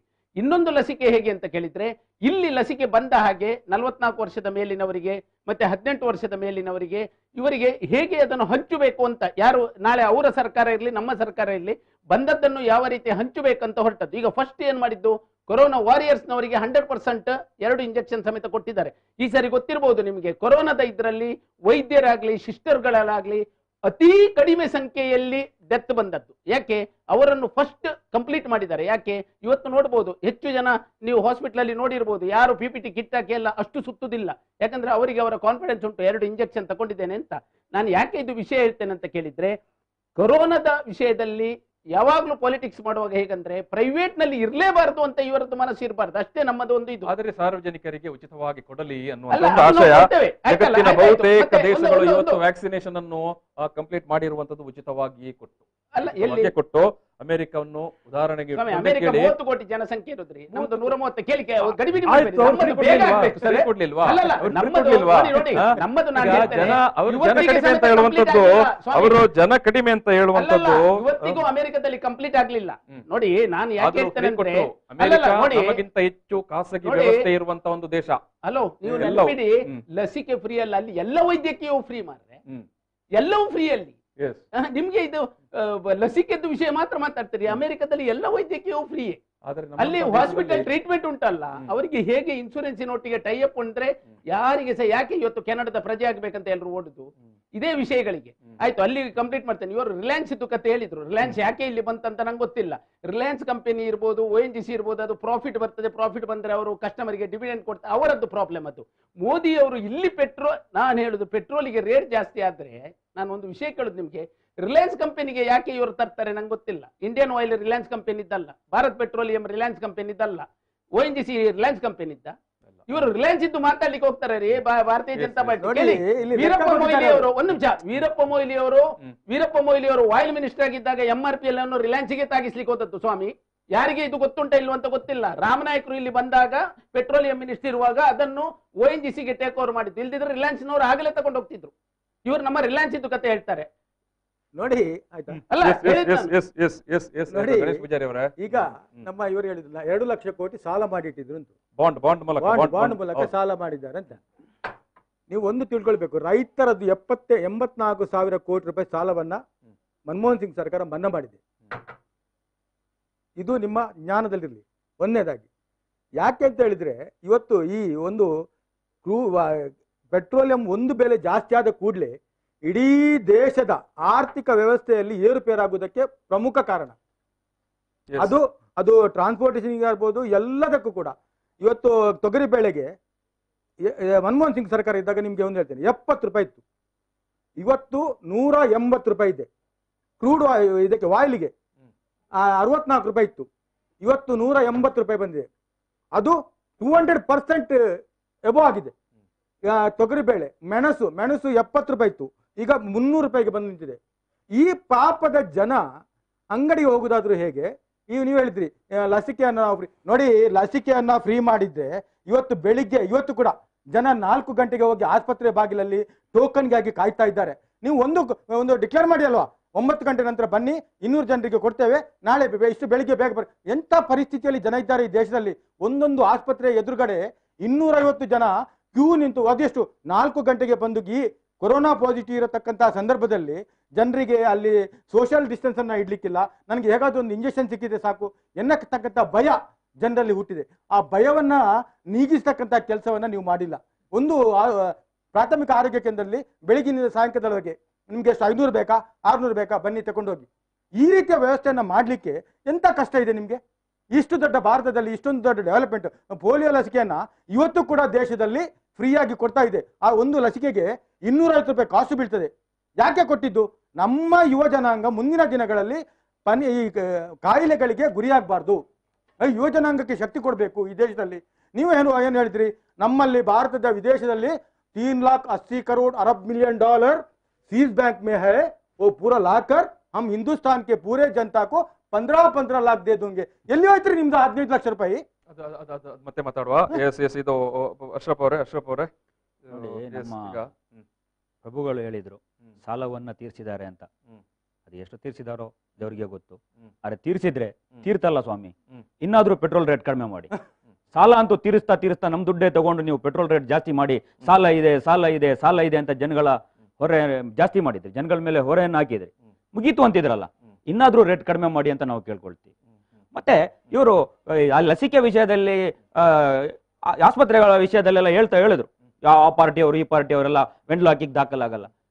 ನಿಜವಾಗ್ಲೂ ವೆನ್ಲಾಕು ಇಲ್ಲಿನ ಖಾಸಗಿ ಆಸ್ಪತ್ರೆಯ ಮುಂದೆ ನೋಡಿದ್ರೆ ನಿಜವಾದ ಸರ್ಕಾರಿ ಆಸ್ಪತ್ರೆ ವೆನ್ಲಾಕ್ ಆಸ್ಪತ್ರೆ ಯಾವ ಮಟ್ಟದಲ್ಲಿ ಇರಬೇಕಾಗಿತ್ತು ಆ ಮಟ್ಟದ 10% ಇಲ್ಲ. ಇವತ್ತು ಕೊರೋನಾ ಸಂದರ್ಭದಲ್ಲಿ ವೆನ್ಲಾಕ್ ಒಂದು ಅತ್ಯುತ್ತಮ ಅಲ್ಲಿ ವೈದ್ಯಕೀಯ ಸೇವೆ ನೀಡ್ತಾ ಇದೆ ಅನ್ನೋದನ್ನ ಮಾತ್ರ ನಾವು ಗಮನದಲ್ಲಿಟ್ಟುಕೊಂಡು ವೆನ್ಲಾಕ್ ಸುಸಜ್ಜಿತವಾಗಿದೆ ಅಂತ ಹೇಳಬೇಕೇ ಹೊರತು ಬೇರೆ ಚಿಕಿತ್ಸೆಗಳನ್ನ ಕಂಪೇರ್ ಮಾಡಿ ನೋಡಿದ್ರೆ ವೆನ್ಲಾಕ್ ಯಾವುದಕ್ಕೂ ಸಾಕಾಗೋದಿಲ್ಲ. ಇವತ್ತು ಅಲ್ಲಿ ಕ್ಯಾನ್ಸರ್ ಚಿಕಿತ್ಸೆಗೆ ಸೌಲಭ್ಯಗಳಿಲ್ಲ, ಹೃದಯ ಶಸ್ತ್ರಚಿಕಿತ್ಸೆಗೆ ಸೌಲಭ್ಯಗಳಿಲ್ಲ. ಇಲ್ಲಿ ಆಡಳಿತ ಮಾಡಿದಂತಹ ಪಕ್ಷಗಳು ಖಾಸಗಿ ಆಸ್ಪತ್ರೆಯ ಲಾಬಿಯನ್ನೇ ಬೆಳೆಸ್ಕೊಂಡು ಬಂದಿದ್ದೇವೆ ಹೊರತು ಇವತ್ತು ನೀವು ಅಲ್ಲಿನ ವೈದ್ಯರ ದಾದಿಯರ ಸೇವೆಯಿಂದ ರೋಗಿಗಳು ಗುಣಮುಕ್ತರಾಗ್ತಿದ್ದಾರೆ ಕಡಿಮೆ ಖರ್ಚಿನಲ್ಲಿ ವೆನ್ಲಾಕ್ನಲ್ಲಿ ಅಂತ ಹೇಳ್ಕೊಂಡು ಅದರ ಕ್ರೆಡಿಟ್ ಅನ್ನ ಯಾವುದೇ ಪಕ್ಷ ತಗೊಳ್ಳುವಂತ ಅವಶ್ಯಕತೆ ಇಲ್ಲ. ಯಾವುದೇ ಸರ್ಕಾರದ ಒಂದು ಕೃಪಾ ಕಟಾಕ್ಷದಿಂದಲೂ ಅಲ್ಲ, ಅಲ್ಲಿನ ವೈದ್ಯರ ಸೇವಾ ಮನೋಭಾವನೆಯಿಂದ ನಡೀತಾ ಇರೋದು. ಆದ್ರೆ ವೆನ್ಲಾಕ್ ಆಸ್ಪತ್ರೆನ ಯಾವ ಮಟ್ಟಕ್ಕೆ ನೀವು ಡೆವಲಪ್ ಮಾಡಬಹುದಾಗಿತ್ತು, ಮಾಡ್ಲಿಲ್ಲ. ಇವತ್ತು ನೀವು ಮತ್ತೆ ನೀವು ರಿಲಯನ್ಸ್ ನ ವಿಷಯ ಇವರು ಮಾತಾಡಬೇಕಾದ್ರೆ ನಮ್ಮ ಬಿಜೆಪಿಯವರಿಗೆ ಅದೊಂದು ಆಶ್ಚರ್ಯದ ಸಂಗತಿ. ರಿಲಯನ್ಸ್ ಅಂಬಾನಿ ಅದಾನಿಗಳ ಪರ ವಿರುದ್ಧವಾಗಿ ಮಾತಾಡಬೇಕಾದ್ರೆ ಅವ್ರಿಗೆ ಆಗೋದಿಲ್ಲ. ಅದು ಏನು ಅಂತಾನೆ ಗೊತ್ತಿಲ್ಲ. ಅದ್ಯಾಕೆ ಅಂಬಾನಿನ ಹೇಳ್ಕೊಂಡು ತರ್ತೀರಿ, ಅದ್ಯಾಕೆ ಅದಾನಿನ ಹೇಳ್ಕೊಂಡು ತರ್ತೀರಿ ಅಂತಾರೆ. ಅದಾನಿ ಅಂಬಾನಿ ಅವರ ಈ ತೈಲ ಮಾರುಕಟ್ಟೆಯಲ್ಲಿ ಅವರ ಪ್ರಭಾವ ಇದೆಯಲ್ಲ ಅದೇನು ಕಡಿಮೆ ಅಲ್ಲ. ಇಂಡಿಯನ್ ಆಯಿಲ್ ಅವ್ರದ್ದಲ್ದೇ ಇರ್ಬೋದು, ಇದಲ್ದೇ ಇರ್ಬೋದು. ರಿಲಯನ್ಸ್ ಪಂಪ್ ಇವತ್ತು ಅತ್ಯಂತ ದೊಡ್ಡ ಒಂದು ಪೆಟ್ರೋಲಿಯಂ ಜಾಲವನ್ನ ದೇಶದಲ್ಲಿ ಹೊಂದಿದೆ, ಗ್ಯಾಸ್ ಏಜೆನ್ಸಿಯ ದೊಡ್ಡ ಜಾಲವನ್ನ ಹೊಂದಿದೆ, ರಿಫೈನರಿಗಳ ಮಾಲೀಕರಾಗಿದ್ದಾರೆ ಅವರು. ಎಲ್ಲರಿಗೂ ಸಪ್ಲೈ ನೀವು ನೋಡಿರ್ಬೋದು 2011ರಲ್ಲಿ ಮುರಳಿ ದೇವರವರನ್ನ ಬದಲಿಸಿ ಜೈಪಾಲ್ ರೆಡ್ಡಿ ಅವರನ್ನ ಕೂರಿಸೋದ್ರಿಂದ ಇದೇ ರಿಲಯನ್ಸ್ ನ ಇದಿತ್ತು, ಕೈವಾಡ ಇತ್ತು. ಅದೇ ಜೈಪಾಲ್ ರೆಡ್ಡಿ ಇದೇ ಅಂಬಾನಿಯ ಒಂದು ಬೇಡಿಕೆಗೆ ಒಪ್ಪದೇ ಇದ್ದಾಗ ಏಕಾಏಕಿ ವೀರಪ್ಪ ಮೊಯ್ಲಿ ಅವ್ರನ್ನ ತಂದುಬಿಟ್ಟು ಅಲ್ಲಿ ಮಿನಿಸ್ಟರ್ ಮಾಡಿ ಜೈಪಾಲ್ ರೆಡ್ಡಿ ಅವ್ರನ್ನ ರಾತ್ರೋರಾತ್ರಿ ಸಚಿವ ಸಂಪುಟದಿಂದ ಆ ಖಾತೆಯಿಂದ ವರ್ಗಾವಣೆ ಮಾಡುವಂತ ಕೆಲಸವನ್ನ ಈ ಕಾರ್ಪೊರೇಟ್ ಲಾಬಿ ಮಾಡ್ತು. ಅಂದ್ರೆ ಇವರು ಪ್ರಭಾವಶಾಲಿಗಳು. ಇವತ್ತು ಇವ್ರನ್ನ ಎದುರುಕೊಂಡು ಧರ್ಮೇಂದ್ರ ಪ್ರಧಾನ್ ಹೋಗ್ಲಿಕ್ಕೆ ಸಾಧ್ಯ ಇಲ್ಲ.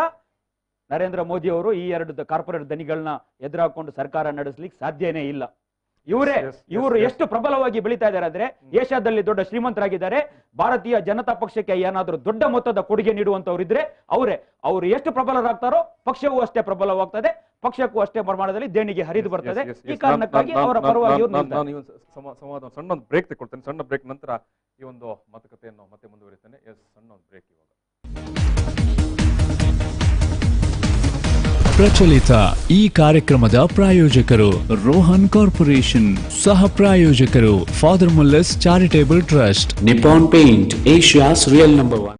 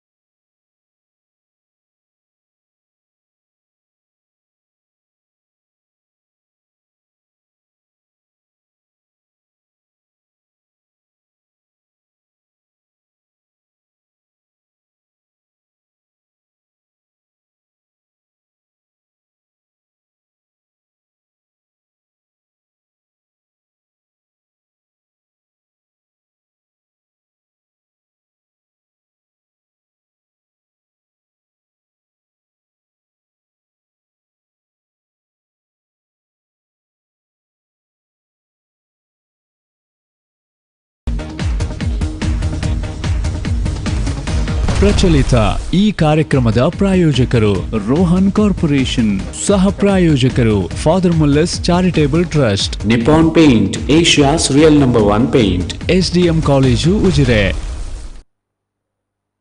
S, petrol century current shock ಈ ವಿಚಾರವಾಗಿ ನಾವು ಮಾತಾಡ್ತಿದ್ದೇವೆ. ಈಗಾಗಲೇ ರಾಜ್ಯದ ಅನೇಕ ಭಾಗಗಳಲ್ಲಿ ಪೆಟ್ರೋಲ್ನ ದರ ₹100 ದಾಟಿದೆ. ಈ ಹಿನ್ನೆಲೆಯಲ್ಲಿ ಜನರ ಕಷ್ಟ, ಮಧ್ಯಮ ವರ್ಗದ ಜನರ ಕಷ್ಟ ಮತ್ತು ಶ್ರೀಮಂತರ ಕಷ್ಟ ಕೂಡ, ವ್ಯಾಪಾರ ವ್ಯವಹಾರ ಉದ್ಯಮಿಗಳೆಲ್ಲವೂ ಕೂಡ ಒಂದು ಕಷ್ಟಕ್ಕೆ ಸಿಲುಕಿಂತ ಸಂದರ್ಭ. ಒಂದು ಕಡೆ ಕೊರೋನಾ, ಒಂದು ಕಡೆ ಲಾಕ್ಡೌನ್, ಈ ನಡುವೆ ವಿದ್ಯುತ್ ದರ ಕೂಡ ಏರಿಕೆ ಆಗಿರುವಂಥದ್ದು. ಈ ವಿಚಾರಗಳನ್ನು ನಾವು ಮಾತಾಡ್ತಿದ್ದೇವೆ. ಬಿಜೆಪಿಯ ಸಂಜಯ್ ಪ್ರಭು ಅವರು, ಕಾಂಗ್ರೆಸ್ನ ಗಣೇಶ್ ಪೂಜಾರಿ ಅವರು, ಡಿವೈಎಫ್ಐ ಸಂಘಟನೆಯ ಅಶ್ರಫ್ ಕೇಸಿರೋಡ್ ಅವರು ನಮ್ಮ ಜೊತೆಗೆ ಒಂದು ಮಾತುಕತೆಯಲ್ಲಿ ಭಾಗಿಯಾಗಿದ್ದಾರೆ. ಸಂಜಯ್ ಪ್ರಭುಗಳೇ, ಇಬ್ಬರು ಕೂಡ ನಿಮ್ಮ ಅಭಿಪ್ರಾಯಕ್ಕೆ ಪ್ರತಿಕ್ರಿಯೆಗಳನ್ನು ಕೊಟ್ಟರು. ಈಗ ಪ್ರಶ್ನೆ, ನೀವು ಪ್ರತಿಪಕ್ಷದಲ್ಲಿರುವಾಗ, ನೀವು ಅಂತ ಹೇಳಿದ್ರೆ ಬಿಜೆಪಿ 2014ಕ್ಕಿಂತ ಮೊದಲ ಅವಧಿಯಲ್ಲಿ ಪ್ರತಿಪಕ್ಷದಲ್ಲಿದ್ದಾಗ UPA ಸರ್ಕಾರ ಇತ್ತು. ಆವಾಗ ಕೂಡ ಏನು ಪೆಟ್ರೋಲ್ ದರ ಏರಿಕೆ ಆಗಿತ್ತು, ಏರಿಕೆ ಆಗಿತ್ತು. ಆವಾಗ ಬಿಜೆಪಿ ಕೂಡ ಪ್ರತಿಭಟನೆ ಮಾಡಿತ್ತು. ಹೌದು. ಯಾಕಂದ್ರೆ ಪ್ರತಿಪಕ್ಷಗಳ ಕೆಲಸ ಎಂತದ್ದು ಮತ್ತೆ ನೋಡಿ, ಪ್ರತಿಪಕ್ಷಗಳು ಏನು ಮಾಡಬೇಕಂತ ಕೇಳಿದ್ರೆ, ಪ್ರತಿಪಕ್ಷಗಳು ಯಾವಾಗಲೂ ಈಗ ಕಾಂಗ್ರೆಸ್ನವರು ಪ್ರತಿಭಟನೆ ಮಾಡಿದ್ದು ನಾವೇನು ತಪ್ಪಂತ ಹೇಳುವುದಿಲ್ಲ. ಕಾಂಗ್ರೆಸ್ನವರು ಪ್ರತಿಭಟನೆ ಮಾಡಿ ತೋರಿಸಿದ್ದನ್ನು ಸಹ ನಾವು ತಪ್ಪಂತ ಹೇಳುವುದಿಲ್ಲ. ನಾವು ಏನು ಸಮರ್ಥನೆ ಕೊಡ್ತೇವೆ ಆ ಸಮರ್ಥನೆಯನ್ನು ಅವರು ಆಗ ಕೊಟ್ಟಿದ್ದಾರಾ ಇಲ್ವಾ ನನಗೆ ಗೊತ್ತಿಲ್ಲ. ಆದ್ರೆ ನಾನೇನು ಹೇಳುದಂತ ಕೇಳಿದ್ರೆ, ಸುಮ್ಮನೆ ಕೂತ್ಕೊಳ್ಳಿಕ್ಕೆ ಯಾವಾಗ್ಲೂ ಇಲ್ಲ. ಯಾಕಂತ ಸುಮ್ಮನೆ ಕೂತ್ಕೊಳ್ಬಾರದು, ಜನರ ಪರವಾಗಿ ಮಾಡಬೇಕು. ಆಗ ನಿಮ್ಗೆ ಗೊತ್ತಿರಬಹುದು, ಈಗ ಮತ್ತೆ ಆಗಕ್ಕೆ ವ್ಯತ್ಯಾಸ ಗೊತ್ತಿರಬಹುದು. ವೀರಪ್ಪ ಮೊಯ್ಲಿ ಅವರು ಇಂಧನ ಸಚಿವರಾಗಿದ್ದಾಗ ದುಡ್ಡು ಕೊಟ್ಟರು ಗ್ಯಾಸ್ ಇಲ್ಲ ಅಂಟೆ, ದುಡ್ಡು ಕೊಟ್ಟರೆ ಸಹ ಗ್ಯಾಸ್ ಸಿಲಿಂಡರ್ ನಿಮ್ಗೆ ಸಿಗುದಿಲ್ಲ. ಯಾಕೆ ಗೊತ್ತುಂಟಾ? ಅವರು ಅಲ್ಲಲ್ಲ ಕೇಳಿ, 3 ಕೊಡ್ತೇನೆ, 2 ಕೊಡ್ತೇನೆ, 1 ಕೊಡ್ತೇನೆ, ಕೊಡುದಿಲ್ಲ. ಈ ಎಲ್ಲ ಪರಿಸ್ಥಿತಿಗಳು ನಿಮಗೆ ಬಂದಿರಬಹುದು. ನಮ್ದು ಇಲೆಕ್ಷನ್ಗಿಂತ 2013ರ ಎಂಡಲ್ಲಿ ಪಕ್ಷವಾಗಿದ್ದಾಗ ಏನು ಬಿಜೆಪಿ ಅವರು ಮಾಡಿದ ಪ್ರತಿಭಟನೆ ಕೂಡ ಇದೆ. ಜಸ್ಟ್ ವಿಜುವಲ್ ನೋಡೋಣ. ನೀವು ಮಾತಾಡಿ ಸರ್. ಕೇಳಿ, ಇವತ್ತು ನಾನು ಹೇಳ್ತೇನೆ, ಗ್ಯಾಸ್ ಸಿಲಿಂಡರ್ಗೆ ರೇಟ್ ಜಾಸ್ತಿ ಇರಬಹುದು. ಕುಮಾರ್ ಅವರು ಅವತ್ತು ಏನು ಮಾಡಿದಂತ ಅಲ್ಲ ಕೇಳಿ, ಗ್ಯಾಸ್ ಸಿಲಿಂಡರ್ಗೆ ನೋಡಿ, ಗ್ಯಾಸ್ ಸಿಲಿಂಡರ್ಗೆ ರೇಟ್ ಜಾಸ್ತಿ ಇರಬಹುದು, ಆದ್ರೆ ಗ್ಯಾಸ್ ಸಿಲಿಂಡರ್ ಸಿಗ್ತಾ ಉಂಟು.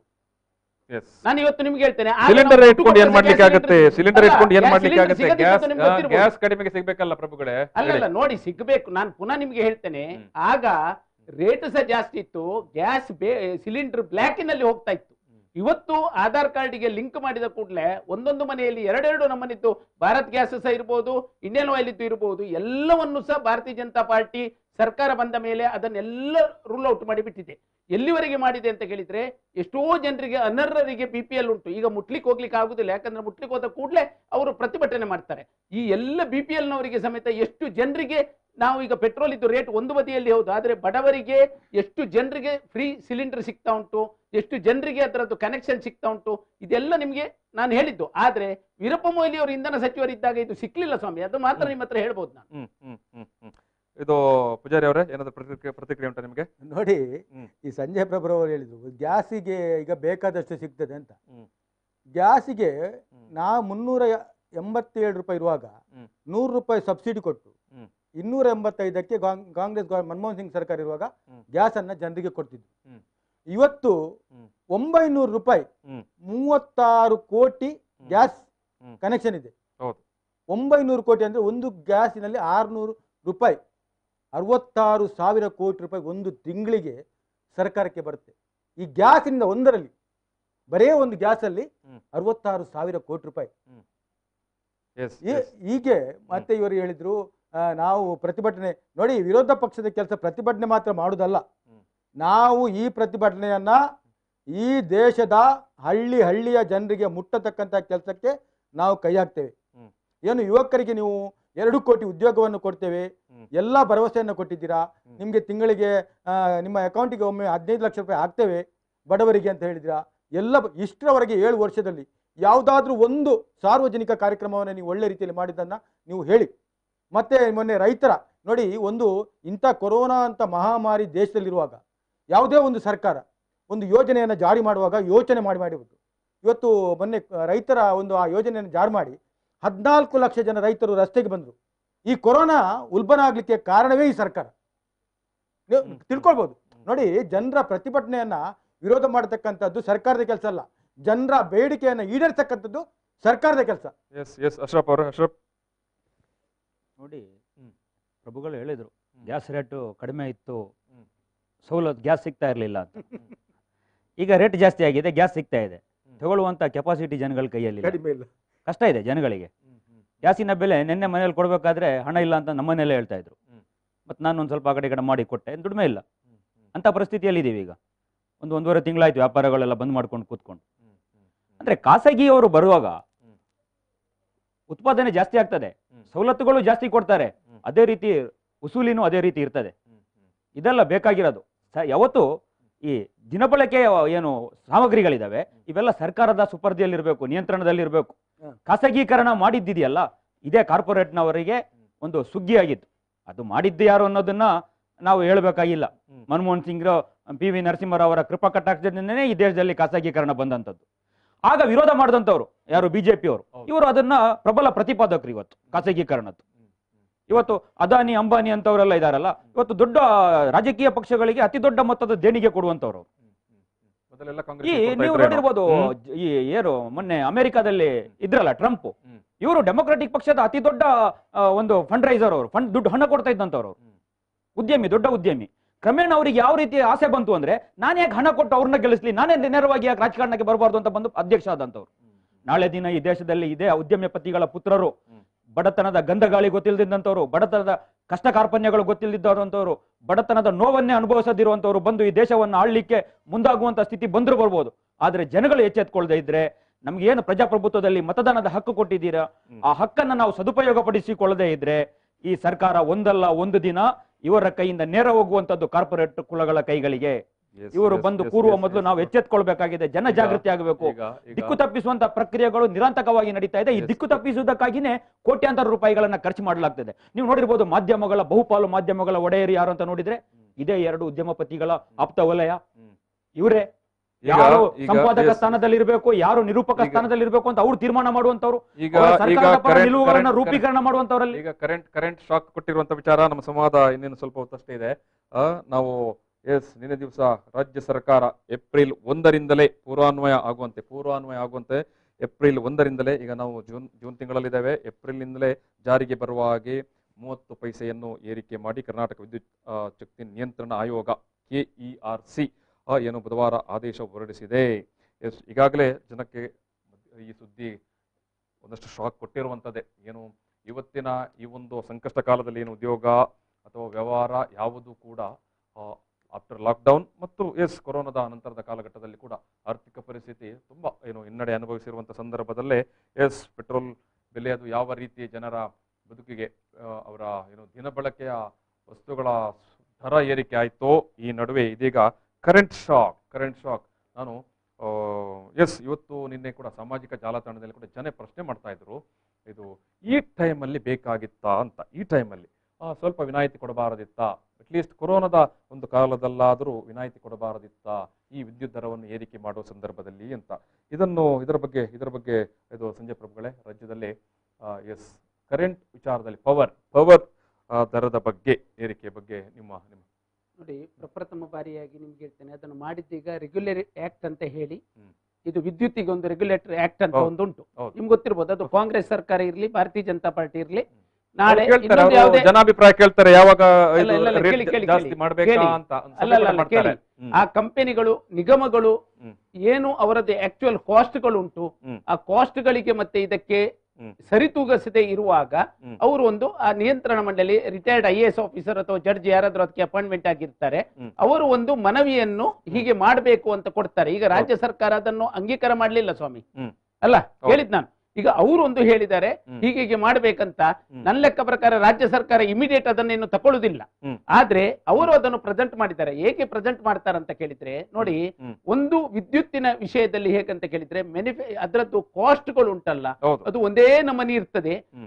ಈಗ ಏನಾಗ್ತಾ ಉಂಟು ಅಂತ ಕೇಳಿದ್ರೆ, ನಮ್ಮ ಲಾಕ್ಡೌನ್ ಆದ ನಿಮಿತ್ತ ಅಥವಾ ಬೇರೆಲ್ಲ ಕಾರ್ಯಕ್ರಮಗಳ ನಿಮಿತ್ತ ಉಪಯೋಗ ವಿದ್ಯುತ್ ಆಗ್ತಾ ಇಲ್ಲ. ನಿಮ್ಮ ವಿದ್ಯುತ್ತಿನ ಉಪಯೋಗ ಉಂಟಲ್ಲ, ಒಂದು ಸೀದಾ ಹೇಳುದಾದ್ರೆ ಉಡುಪಿ ದಕ್ಷಿಣ ಕನ್ನಡ ಜಿಲ್ಲೆಯಲ್ಲಿ ಸಾಧಾರಣ ಲಾಸ್ಟ್ 1 ತಿಂಗಳಿನಿಂದ ಜನರು AC ಹಾಕ್ಬೇಕಂತ ನಾನು ಹೇಳಿದ್ದಲ್ಲ ಇವರೇ, ಆದ್ರೆ ಕರೆಂಟ್ ಇದ್ದು ಖರ್ಚುಗಳು ಕಮ್ಮಿ ಆಗ್ತಾ ಹೋಗ್ತದೆ. ಈ ಕಮ್ಮಿ ಆಗ್ತಾ ಹೋಗುವಾಗ ಏನಾಗ್ತದೆ ಗೊತ್ತುಂಟಾ, ಅವರು ನೋಡುದು ಆ ನಿಗಮಗಳು ಪ್ರಾಫಿಟ್ ಅಂಡ್ ಲಾಸ್ ನೋಡುದು, ನಿಗಮದ ಕೆಲಸ, ಅವರಿಗೆ ಇದು ಕೆಲಸ ಅಲ್ಲ. ಅವರು ಅದನ್ನು ಏನ್ ಮಾಡ್ತಾರೆ, ನಷ್ಟ ಆಗಬಾರ್ದು. ನೋಡಿ, ಒಂದು ನಷ್ಟ ಆಗಿ ಒಂದು ಸಂಸ್ಥೆ ಇಲ್ಲದಿದ್ರೆ, ಇವತ್ತಿಗೆ ನಾನು ಒಂದು ಹೇಳ್ತೇನೆ ನಿಮ್ಗೆ, ಒಂದು ಗೊತ್ತಿರಬಹುದು, ಪುನಃ ನೀವು ಮಾತಾಡಿದ್ರೆ ಅದನ್ನು ನೆಗೆಪಾಟಲಕ್ಕೆ ಇದು ಮಾಡಿದ್ರು. ಒಂದು ಮೊದಲು ಪವರ್ ಎಂಬುದು ಒಂದು ಹಳ್ಳಿಯಲ್ಲಿ ನಾವು ಇರುವಾಗ 4 ದಿನ ಕರೆಂಟೇ ಇಲ್ಲ, 2 ದಿನ ಕರೆಂಟೇ ಇರುವುದಿಲ್ಲ. ಒಂದು ರೈತರಿಗೊಂದು ಇದು ಎಂತದು ಪೈಪ್ ಅಂತ ಒಂದು ಪಂಪ್ ಅಂತ ಕೊಡುದು, ಅವ ಬೆಳಿಗ್ಗೆ 4 ಗಂಟೆಗೆ ಹಾಕುದು, 4 ಕಾಲಕ್ಕೆ ಕರೆಂಟ್ ಹೋಗುದು. ಇವತ್ತು ಈ ನಿಗಮಗಳನ್ನು ಮಾಡಿದ ನಿಮಿತ್ತ ಈ ನಿಗಮಗಳ ಥ್ರೂ ಪವರ್ ಪ್ರಾಬ್ಲಮ್ ಅನ್ನು ಒಂದು ಸಾರ್ಟ್ ಔಟ್ ಮಾಡಿದ್ದಾರೆ. ಅದನ್ನು ಒಪ್ತಿರ ಬಿಡ್ತೀರಾ? ಅದು 7,765 ಕೋಟಿಯಷ್ಟು ಕೊರತೆ ಆಗಿದೆ ಅಂತ ಹೇಳಿದೆ. ಹೌದು, ಕೇಳಿ. ಅಲ್ಲ ಇಲ್ಲಿ ಕೇಳಿ, ಇದನ್ನು ಈಗ ಪವರ್ ಕೊಡ್ತಾರೆ. ಈಗ ಫಸ್ಟ್ ಪಾಯಿಂಟ್ ಏನಂತ ಕೇಳಿದ್ರೆ, ಮೊದಲು ಪವರ್ ಹೋದ ಕೂಡಲೇ ಸಿಗುತ್ತೆ, ಎಲ್ಲರಿಗೂ ವಿದ್ಯುತ್ ಬರುತ್ತೆ, ಹಳ್ಳಿಗೆ ಕೇಳಿ, ಹಳ್ಳಿಗೆ ಸಮೇತ ವಿದ್ಯುತ್ ಅನ್ನು ಮುಟ್ಟಿಸ್ತಾರೆ. ಆದ್ರೆ ಅದಕ್ಕೆ ಕಾಸ್ಟ್ ಇದೆ. ನೀವು ಕಾಸ್ಟ್ ಇಲ್ಲದೆ ಮಾಡ್ಲಿಕ್ಕೆ ಆಗುದಿಲ್ಲ. ಆ ಕಾಸ್ಟ್ ಇದ್ದ ನಿಮಿತ್ತ ಅವರ ಕ್ಯಾಲ್ಕುಲೇಷನ್ ಅಲ್ಲಿ ಅವರೊಂದು ಪ್ರೆಸೆಂಟ್ ಮಾಡಿದ್ದಾರೆ. ಅದರಲ್ಲಿ ಸಹ ನೀವು ನೋಡಿರ್ಬೋದು, ಕೆಲವು ಪ್ರೆಸೆಂಟ್ ಮಾಡಿದ್ದಾರೆ. 35 ಸ್ವಲ್ಪ ಜಾಸ್ತಿಗೆ ಹೋದ್ರೆ ಅದನ್ನು ಮೊದಲು ಹೆಚ್ಚು ಬಿಲ್ ಆಗ್ತಿತ್ತು, ಅದನ್ನು ಸ್ವಲ್ಪ ಇದು ಮಾಡ್ಲಿಕ್ಕೆ ಅದನ್ನೊಂದು ಎಕ್ಸ್ಟ್ರಾವನ್ನು ತಗೊಂಡಿದ್ದಾರೆ. ಮತ್ತೆ ರೈತರಿಗೆ ಏನೆಲ್ಲ ಕೊಡ್ತಾರೆ ಅದನ್ನೆಲ್ಲ ಕೊಡ್ತಾ ಇದ್ದಾರೆ. ಜುಲೈಯಿಂದ ಡಿಸೆಂಬರ್ ತನಕ ಕೈಗಾರಿಕೆಗಳು, ವಾಣಿಜ್ಯ ಮತ್ತೆ ಎಲ್ಲ ಆಸ್ಪತ್ರೆ, ಶಿಕ್ಷಣ ಸಂಸ್ಥೆಗಳು, ವಿಶ್ವವಿದ್ಯಾನಿಲಯ, ವಸತಿ ನಿಲಯಗಳ HT ಸ್ಥಾವರಗಳಲ್ಲಿ ರಿಯಾಯಿತಿ ವಿದ್ಯುತ್ ದರ ವ್ಯವಸ್ಥೆ ಜಾರಿಯಲ್ಲಿ ಇರ್ತದೆ. ಆಯ್ತಲ್ಲ, ಇದನ್ನು ಏನಂತ ಕೇಳಿದ್ರೆ, ಇದನ್ನು ಸಮತೋಲನ ಮಾಡ್ಲಿಕ್ಕೆ ಅವರೊಂದು ಪ್ರೆಸೆಂಟ್ ಮಾಡಿದ್ದಾರೆ. ಪ್ರೆಸೆಂಟ್ ಮಾಡಿದ ಕೂಡಲೇ ಆಯ್ತಂತ ಅಲ್ಲ, ಅದು ಪ್ರೆಸೆಂಟ್ ಮಾಡಿದನ್ನು ಹಿಂದೆ ತಗೊಳ್ತಾರ. ನೋಡಿ, ನಮ್ಮ ಮಾನ್ಯ ಯಡಿಯೂರಪ್ಪನವರು ಅದನ್ನು ಡೆಫಿನೆಟ್ಲಿ ಕೊರೋನಾ ಟೈಮ್ ನಲ್ಲಿ ಅದನ್ನು ಏನ್ ಮಾಡಬೇಕು, ಎಂತ ಮಾಡ್ಬೇಕಂತ ಹೇಳುವ ಭರವಸೆ ನಮಗಿದೆ. 100ಕ್ಕೆ 100 ಅದನ್ನು ಅವರು ಸರಿಯಾಗಿ ಮಾಡ್ತಾರೆ. ಯಾಕಂದ್ರೆ ಇವತ್ತು ಜಲಸಂಪನ್ಮೂಲ ಖಾತೆ ಅವರ ಕೈಯಲ್ಲೇ ಇದೆ. ಅವರು 100ಕ್ಕೆ 100 ಇದನ್ನು ಮಾಡ್ತಾರಂತ ಹೇಳುವ ನಮಗೆ ಗೊತ್ತುಂಟು. ಇವರೊಂದು ಪ್ರೆಸೆಂಟ್ ಮಾಡಿದ ಕೂಡಲೇ ಅಷ್ಟು ದೊಡ್ಡ ಇದೆ ಅಂತ ಕೇಳಿದ್ರೆ, ಪ್ರೆಸೆಂಟ್ ಅನ್ನು ಒಂದು ಅವರು ಮಾಡ್ಲೇಬೇಕು. ಯಾಕಂತ ಕೇಳಿದ್ರೆ ಆ ನಿಗಮದ ರೆಗ್ಯುಲೇಟರಿ ಅಥಾರಿಟಿ ಉಂಟಲ್ಲ, ಅದರ ಕೆಲಸವೇ ಅದು. ಅವರು ಸುಮ್ಮನೆ ಕೂತ್ಕೊಳ್ಳಿಕ್ಕೆ ಆಗುದಿಲ್ಲ. ನೀವೇ ನೋಡಿದ್ರೆ ಅಲ್ಲಿ ಕೋತಾ ಇದ್ದದ್ದು 7,000, ಅದನ್ನು ಯಾವ ರೀತಿ ಸರಿತೂಗಿಸಬೇಕು ಅಂತ ಹೇಳುವುದನ್ನು ಅವರು ಪ್ರೆಸೆಂಟ್ ಮಾಡಿ. ನೀವೀಗ ಅಂತಿಮವಾಗಿ ಹೇಳುವಂತದ್ದು ಅದನ್ನು ಸರ್ಕಾರಕ್ಕೆ ಒಪ್ಪಿಕೊಳ್ಳಿಕ್ಕೆ ಇಲ್ಲ ಅಂತ. ಗಣೇಶ್ ಪೂಜಾರಿ ಅವರೇ ನೋಡಿ, ಸರ್ಕಾರ ಅಂತ ಇರುವುದು ಯಾಕಂತ ಹೇಳಿದ್ರೆ, ಇಂತಹ ಸಂದರ್ಭದಲ್ಲಿ ಅದು 7,600 ಕೋಟಿ ನಮಗೆ ಲಾಸ್ ಬಂದಿದೆ ಅಂತ ಹೇಳಿದಾಗ ಆ ಜವಾಬ್ದಾರಿಯನ್ನು ಸರ್ಕಾರ ತಗೊಳ್ತದೆ. ನೀವೀಗ ಕರೆಂಟ್ ಬಿಲ್ ಅನ್ನು ಏರಿಸುವಂತ ಅಗತ್ಯ ಇಲ್ಲ ಅಂತ ಹೇಳುವಂತ ಜವಾಬ್ದಾರಿ ಸರ್ಕಾರಕ್ಕೆ ಇರಬೇಕು. ಮೊದಲದಾಗಿ ನಾನು ಹೇಳ್ತೇನೆ, ಸರ್ಕಾರ ಅಂತ ಹೇಳಿದ್ರೆ ಅವರು ಹೇಳಿದಾಗೆ ಕೇಳುವಂತ ಸರ್ಕಾರ ಇದೆ. ಯಾರಿಗೆ ಬೇಕ್ರಿ ಸರ್ಕಾರ? ಜನರಿಗೆ ಬೇಕಾದಾಗೆ ಸರ್ಕಾರ ಇರಬೇಕು. ಆ ಜನರ ಆಕಾಂಕ್ಷೆಯನ್ನ ನೋಡಿ, ಈ ಇಂಥ ಸಂಕಷ್ಟ ಪರಿಸ್ಥಿತಿಯಲ್ಲಿ AC ಹಾಕುದು ಬಿಡಿ, ಒಂದು ಲೈಟ್ ಹಾಕಿದೆ ಹೋಗಿ ಈಗಲೇ ಬಂದ್ ಮಾಡ, ಕರೆಂಟ್ ಬಿಲ್ ಜಾಸ್ತಿ ಬರ್ತದೆ ಅಂತ ಹೇಳಿ ಬೊಬ್ಬೆ ಹಾಕ್ತಾರೆ ಮನೆಯಲ್ಲಿ. ಯಾಕಂತ ಹೇಳಿದ್ರೆ ಈಗಿನ ಪರಿಸ್ಥಿತಿ ಹಾಗೆ ಇದೆ. ಒಂದು ಸರ್ಕಾರ ಅಂತ ಹೇಳಿದ್ರೆ ಈ ಸಾಂಕ್ರಾಮಿಕ ರೋಗ ಅಂತ ಇವತ್ತು ಕೊರೋನಾ ಬಂದದ್ದು ಇದು ಸಾಮಾನ್ಯ ಕಾಯಿಲೆ ಅಲ್ಲ. ಈಗ ಎಂತ ಮಾಡ್ಬೇಕಂತ ಹೇಳಿದ್ರೆ ಸರ್ಕಾರ ನೋಡಿ, 2 ಸರ್ಕಾರ ಕೂಡ, ಕೇಂದ್ರ ಸರ್ಕಾರ ಹಾಗೂ ರಾಜ್ಯ ಸರ್ಕಾರ ಒಟ್ಟಿಗೆ ಸೇರಿ ಏನು ಜನರಿಗೆ ನೋಡಿ, ನಾವು 2,40,000 ಕೋಟಿ ರೂಪಾಯಿ ಬಜೆಟ್ ಅನ್ನು ಮಾಡ್ತೇವೆ. ಈಗ 2 ಲಕ್ಷ ಕರ್ನಾಟಕ ರಾಜ್ಯ ಸರ್ಕಾರ ಮಾಡ್ತದೆ, 25 ಲಕ್ಷ ಕೋಟಿ ರೂಪಾಯಿ ಕೇಂದ್ರ ಸರ್ಕಾರ ಮಾಡ್ತದೆ. ಈ 2 ಸರ್ಕಾರಗಳು ಸೇರಿ ಒಂದು 50,000 ಕೋಟಿ ಒಟ್ಟಿಗೆ ಮಾಡ್ಲಿಕ್ಕೆ ಯೋಗ್ಯತೆ ಇಲ್ಲದಿದ್ರೆ ಈ ಜನರಿಗೆ ಈ ಸರ್ಕಾರ ಯಾಕೆ ಬೇಕು? 50,000 ಕೋಟಿ ಒಟ್ಟಿಗೆ ಮಾಡಿ ಜನಸಾಮಾನ್ಯರಿಗೆ ಏನೇನ್ ಬೇಕು ಒಂದು 3 ತಿಂಗಳು ದೊಡ್ಡ ಮಟ್ಟದಲ್ಲಿ ಕಾಂಗ್ರೆಸ್ ಇದ್ದರೆ ಮಾಡಬಹುದು. ಮಾಡ್ತದೆ ನೋಡಿ.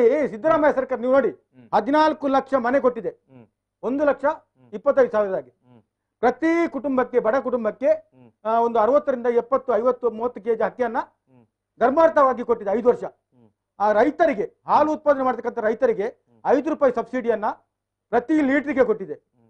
ಈ ರೀತಿ ಒಂದು ಕರ್ನಾಟಕ ರಾಜ್ಯ ಸರ್ಕಾರದ ಇತಿಹಾಸದಲ್ಲಿ, ಸಿದ್ದರಾಮಯ್ಯ ಸರ್ಕಾರದಲ್ಲಿ ಇಡೀ ಕರ್ನಾಟಕ ರಾಜ್ಯದಲ್ಲಿ ಒಂದೇ ಒಂದು ವ್ಯಕ್ತಿ ಗೂಳೆ ಹೋಗ್ಲಿಲ್ಲ. ಇಷ್ಟೊಂದು ಒಳ್ಳೆ ರೀತಿಯ ಸರ್ಕಾರವನ್ನು ಜನರಿಗೆ ನಾವು ಕೊಟ್ಟಿದ್ದೇವೆ. ಈ ಸುಳ್ಳು ಭರವಸೆಯನ್ನ ಜನರು ನಂಬಿದ್ರು, ಸರ್ಕಾರವನ್ನು ಬದಲಿಸಿದ್ರು. ಈಗ ಅದರ ಕಷ್ಟವನ್ನ ಅನುಭವಿಸ್ತಾ ನೋಡಿ. ನೋಡಿ ತಾರನಾಥ್ ಅವರೇ, ಲಾಕ್ಡೌನ್ ಅಂತ ಕರೆಂಟ್ ಬಳಕೆ ಏನಾದ್ರು AC ಕಡಿಮೆ ಆಗಿದೆಯೋ ಏನೋ, ಮನೆ ಒಳಗಡೆ ಕೂತಿ ಸೆಕೆಲ್ ಕೂರಕ್ ಆಗ್ತಿಲ್ಲ, ಫ್ಯಾನ್ ಹಾಕ್ಲೇಬೇಕು. ಮನೆಯಲ್ಲೇ ಇರುದು ಜನ, ಬೋರ್ ಆಗ್ತಾ ಇದೆ, ಟ್ರೈನ್ ಅಲ್ಲಿ ಕೂತಂಗ ಆಗ್ತಾ ಇದೆ, ಮನೆ ಒಳಗಡೆ ಕೂತ್ಕೊಂಡು ಟಿವಿ ನೋಡ್ಲೇಬೇಕು. ಕರೆಂಟ್ ಅಂತೂ ಬಳಕೆ ಆಗ್ತಾ ಇದೆ. ಬಿಲ್ ಬರ್ಬೇಕಾದ್ರೆ ಗೊತ್ತಾಗ್ತದೆ, ವಿನಾಯಿತಿ ಅಂತ ಹೇಳಿದೆ. ಅಂತದ್ರಲ್ಲಿ ಈಗ ಮತ್ತೆ ಹೆಚ್ಚುವರಿ ಬಿಲ್ ಬರ್ಬೇಕಾದ್ರೆ ಯಾವ ರೀತಿ ಕಟ್ಟೋದು ಅನ್ನೋದು ಸಂಕಷ್ಟದ ಪರಿಸ್ಥಿತಿ. ಬಿಲ್ ಬಂದಾಗ ಗೊತ್ತಾಗ್ತದೆ, ಕರೆಂಟ್ ಬಳಕೆ ಜಾಸ್ತಿ ಆಗಿದೆಯೋ ಇಲ್ವಾ ಅಂತ ನಮಗೆ ಬಿಲ್ ಬಂದಾಗ ಗೊತ್ತಾಗ್ತದೆ. ಫ್ಯಾನ್ ಮನೆಯಲ್ಲಿ ತಿರುಗ್ತಾನೆ ಇದೆ. ಎಲ್ಲಿ ಈ ಸೆಕೆಯಲ್ಲಿ ಎಲ್ಲಿ ಕೂರ್ತೀರಾ? ದಕ್ಷಿಣ ಕನ್ನಡ ವಿಪರೀತ ಸೆಕೆ ಬೇರೆ, ಕಟ್ ಮಾಡುವಂತ ಪರಿಸ್ಥಿತಿ. ಮತ್ತೆ